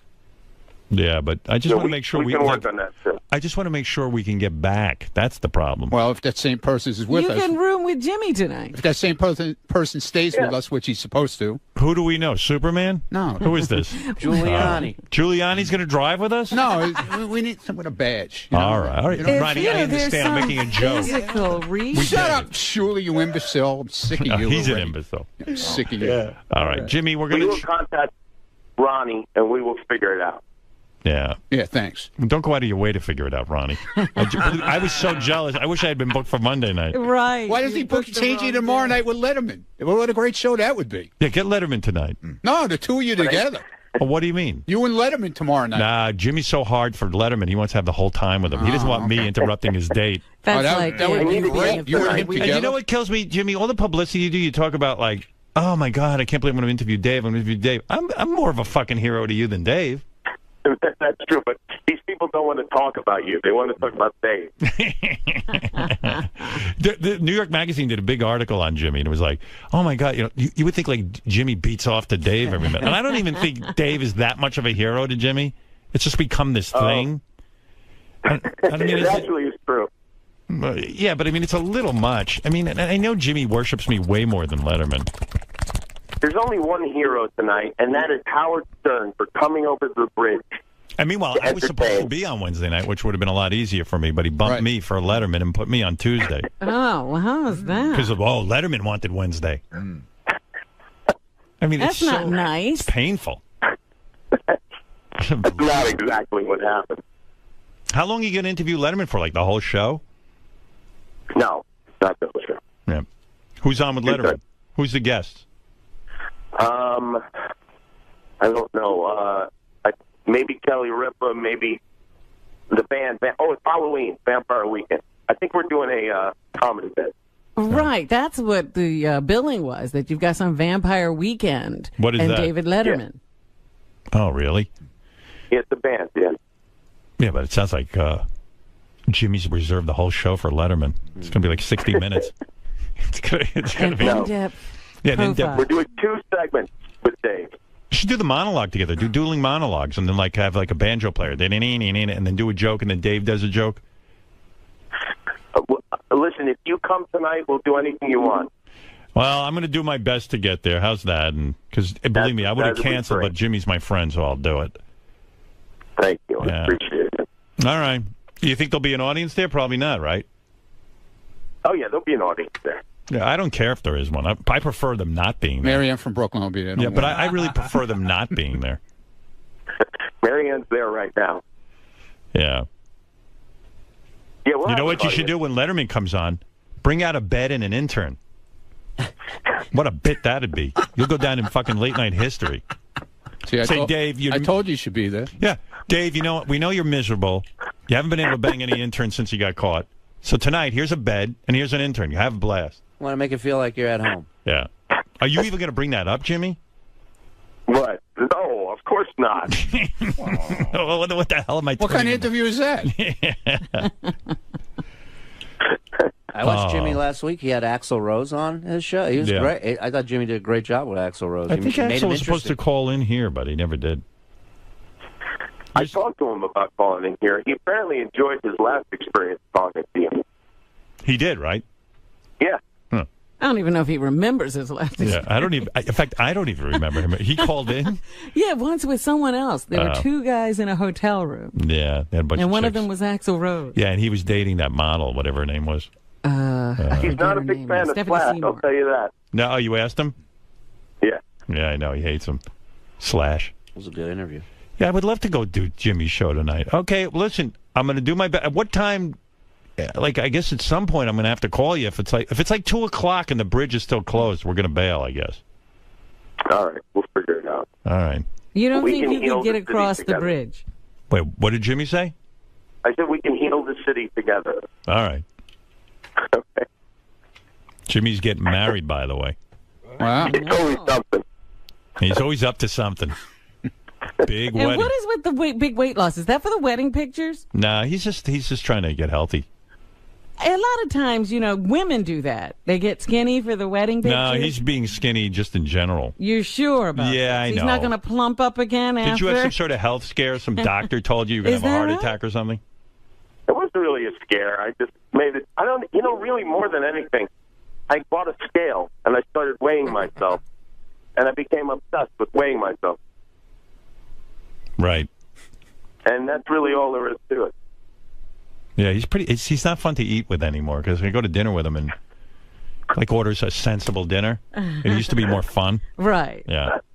Now it's like, oh, wow. Hey, Jimmy, you want to get dessert? No, just some fruits. Well, listen, between you and Beth and Molly, I'm the only glutton in the bunch, and it's embarrassing. Listen to Jimmy's phone. I think the storm's coming back. What kind of phone is that? I don't know. It's an iPhone. Wow. Awful. You got Verizon or... I love that you blame me for this phone. It's your connection. No. I'm hearing an echo.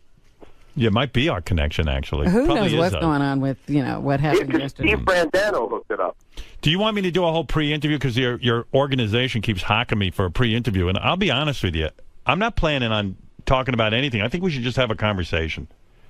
I leave that up to you. If you want it, you can have it. If not, don't worry about it. Yeah, I don't even know what... I mean, if you want me to have one, I'll have one. But it just seems like a royal pain in the ass. When I get there, they can pre-interview me. Yeah, that's fine. Yeah. I mean, you know stuff about it. Ask me some stuff when I'm sitting there. What do you want to know? Yeah, what do you want to know? That's a good question, Robin. What do you want to know? Mostly I want to know if you're coming or not. That's a good question. I want to know if I'm coming or not. Boy, Jimmy's You have marrying... no idea. Jimmy's marrying a great Panic girl. You've thrown everyone into. What panic? Everyone's listening to every word you say yesterday, all day this morning. Howard says he might not come. He's hedging. We don't know. I'm not hedging. I'm saying I might not be able to get there if the bridge is closed. What am I supposed to swim? That's what I said to these people. What is he supposed to swim? Did you hear Dave Letterman on our show yesterday talking about you? Letterman on your show? Yeah. No. Yeah, he was on the ISDN line. Oh, Evil Dave. Evil Dave, yeah. Oh, he was talking about you. He says he didn't want to do your show. I don't know if my producers are listening, but it might be a good idea if Evil Dave called our segment producer, Ken Crosby, and fucked with him. Right. Jimmy's marrying a great girl named Molly. Yeah. Hot. Forget hot. She's a wonderful, funny woman. I'm very happy for this couple. A super... Molly, Howard says you're not hot. I said she's... that's not true. Oh, wow. How dare you. I said she's hot, but forget about hot. She's a terrific girl. Oh, that's mean. I'm just starting trouble. Better. Well, I'm going to make every effort to get over there. Me too. And Ronnie, too. That's very nice of you. I'll take Ronnie if I have to. Yeah, the star of Cougar Town is going to be there as well. I'm more than happy to settle for Ricky, man. All right, James. All right, thank you so much. I know it's a pain in the ass. No. I listen. I'm going to make every effort. If it's closed, then I'm not coming. That's it. Otherwise, I'm there. All right. Pray for rain. Later. Bye. Bye, Jimmy. Jimmy Kimmel. All right. So the answer is, Ronnie, we got to hang out all day. Under better conditions, I would have gone with you. Yeah, I know. Of course you would have. Yeah. Under better conditions, I would go. Yeah. I'm sorry, Ron. I don't know what to tell you. No, what gotta drag you into it. I'm dragging you into this. I need you. I know. Hey. So we'll hang out today. All right. Well, maybe we'll go over to the psychiatrist. I'll talk to him. I missed the psychiatrist yesterday because I released Ronnie. No way else. And does the psychiatrist understand a weather interruption? I don't know. We'll take that up today. He gets depressed. He gets mad at you. He does. He gets mad. Yeah. Thinks I'm not working hard enough in my therapy. All right, Ron. All right.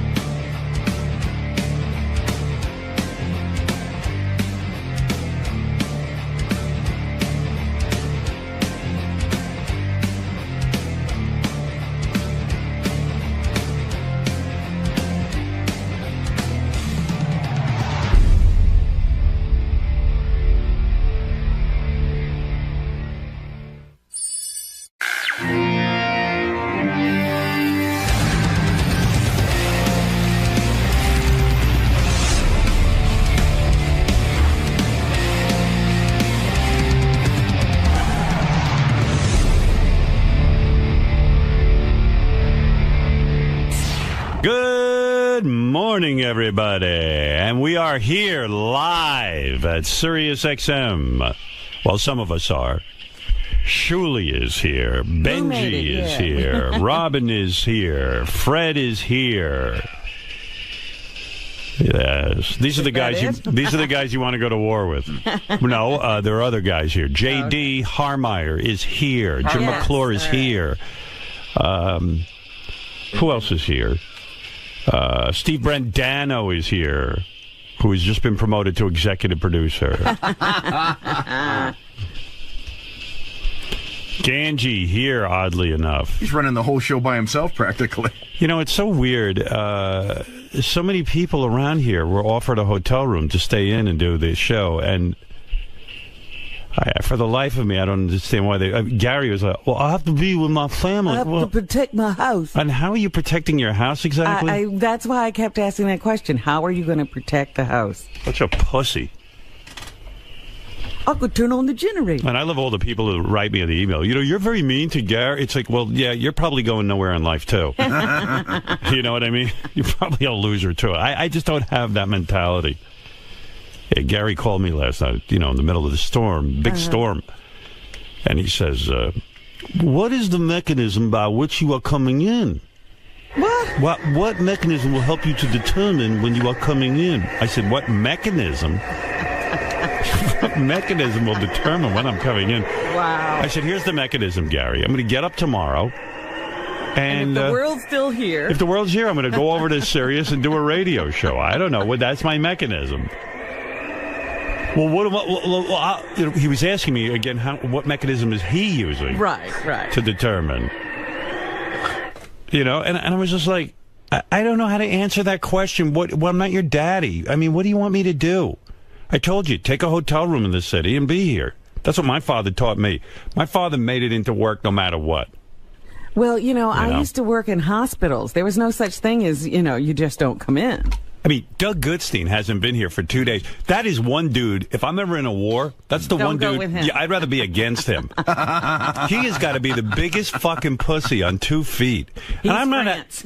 I mean, yesterday there was absolutely no issue with getting in and out of the city. Well, how would he know that, boy? Well, there's no guarantees in life, but there was nothing happening. But the offices were closed. Yeah.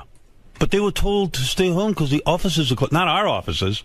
In Demand. I don't know where In Demand offices are. Maybe they're downtown. That's not where he works. No, he works here, and I'm here, and everybody else is here. I don't know. Everyone's so fucked up with the work. It's crazy. Well, these guys aren't even of the generation I'm talking about, but, they give seminars now to teach people how to talk to the new generation because you just can't say, go do this. No, they don't know from that. Well, like Scott the engineer hasn't been here in 2 days, and that was going to happen. I mean, you just know. Look, I remember 9/11. Yeah. And, I went home with Scott. Yeah. And I looked at Scott at some point in the evening. I said, he'll never get to work tomorrow. Right. I got to get out of here. Right, he doesn't even consider it. And so I spent 2 hours finding my way through the streets to get home so I could go to work on my own in the morning. Exactly. Tim Sabian's here, Jim McClure is here. I mean, these guys, they know that someone's got to put the show on. Someone had to be here. I had my ISDN line set up last night as well and made contingency plans. And I said, if I can't get in, I'll do it on the ISDN line. I don't know. I just don't get it. Well, when I, started to have this problem, I immediately said, get that ISDN line working and make sure it works. There you go. That's it. Woman hasn't missed a day. I mean, Robin's here, whether there's illness, I don't know, somehow she does it. Yeah, I don't know how many other people would do that. I've limped in, I've crawled. Yeah, I mean, I've seen her. It's a job. Not fun all the time, but it's a job. You do it. You could chop your head off, you'd still be doing it. I could chop Robin's head off and she'd still be at work. Yeah. Well, I have to go home. I mean, why? What are you going to do? Oh, if a tree falls on the house, if the tree falls on the house. I mean, if the tree falls on the house... What are you going to do? What are you going to do? He really thinks he can get a tree off a house? There are people who could help me. And then I can patch up the hole. Yeah, okay. I got a top. It's Armageddon. What do you think's happening? No, this morning I'm listening to, people having been killed by tree limbs. I think and Gary's going to go out and fight one. Right. Well, I'm fine. Well, he's got those beaver teeth. No, I mean, I love people's email, too. I'm a big fan, but you are being a huge dick about Gary. If you cared about Gary and his family, you wouldn't be such a condescending asshole. I can guarantee you the guy who wrote this letter, at best, is a part-time worker at McDonald's. I guarantee it. You trust me, you do not get anywhere with that attitude. You said Gary is deserting the show. I didn't say that. Never did you say that. You're such a miserable person that you have no understanding. This is a guy who is definitely coddled by his mother. You have no understanding that people's families are more important than work. I didn't say... You don't bring the family to New York. Yeah, right. Keep your family safe. And go out and slay the tiger. Most people care about their homes and family. Well, what am I going to do? Am I going to rebuild my home? What am I, Amish? This guy wrote, Gary's a dumbass. I've been through 3 hurricanes in which the eye passed over my head. The only reason I stayed was because I had no homeowner's insurance and nowhere else to go. Gary, listen to Boff. You can rebuild a house, but you can't replace your life or the lives that you care about. Being 10 stories up in New York City would be a smarter thing to do. Yeah, I said, if you care about your family, get Mary and Lucas in here and put them in a hotel, which we're providing for you. And forget the house. Yeah. And the house will be fine. Well, this guy obviously gets it. Gary, don't fall for Howard's nonsense. Yeah, you know when the boss is a bad man. Right. Can I depend on you? Howard's an asshole. There are millions of listeners who can't wait until Beth leaves him. Oh. That day is coming. Yeah, some guy on Twitter wrote, I hope Beth dies in the storm, and I hope your parents die in the storm. Those are your fans. Yeah, those are my fans. People are so... Then I looked up the guy who wrote that, and he's up on some sort of charges or something. I don't know if it's the same guy. Shock. Yeah, I said, let me look up this guy, see what he's up to. That's the guy that's got Gary's back. Yeah. And Gary kept making a big thing about somebody being at my house. Nobody was at my house.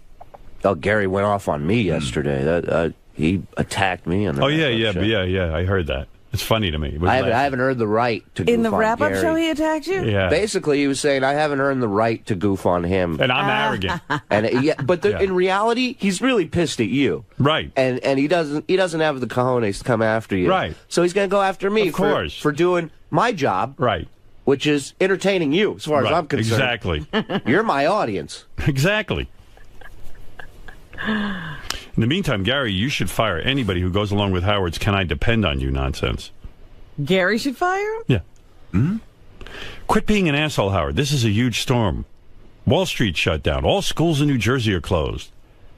Tons of other businesses are closed or workers are working from home. Give Techno Beaver a break. It's fine. I told him, go home. What do you want from me? He wants to be home with his family in case of emergency. Doug Goodstein be holed up with that family for like he doesn't even give a second thought about coming in. I'm sorry. What he's doing. He's watching TV. Yeah, I mean, what is he doing? Games. Yeah, what is Doug Goodstein doing? There's no protecting the family going on. He's running around with those bug eyes of his, taking fucking pictures. Yeah, he's probably photographing or recording the storm. Putting all those precious baby clothes in a higher ground. So I'll tell you what it is. He doesn't want to miss the storm. He's like having fun in the storm. Yeah, he's taking the photos. Yeah, taking rainbows. I know exactly what the fuck this guy's doing. And it's fine. I'm not telling anyone to come into work, because God forbid you tell someone to come into work, then they sue you because you put them in danger. I don't give a shit if anybody showed up for work. This is what set off the firestorm. All I said is, I'm coming into work.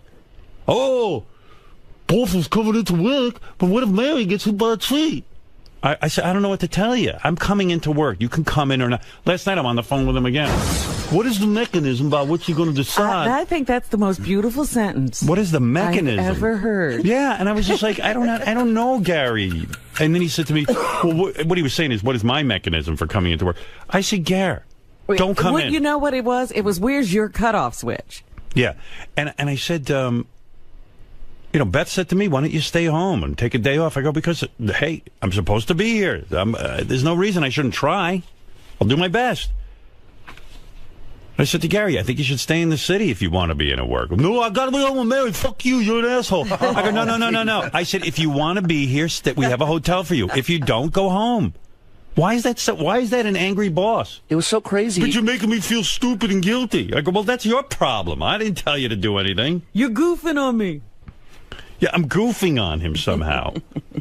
And whoever's not here, you're going to goof on. I'm not goofing on you. It's like, how dare you put me up in a hotel? Gee, I'm sorry. Don't provide for me. Well, what about my family? Put them in the hotel. Yeah. I can't do that. We can't leave our house. We don't. You have staff. Why am I being attacked? You asked me what you should do. I don't have do the anything. options Stay you home. have. I don't know. I'm getting attacked by this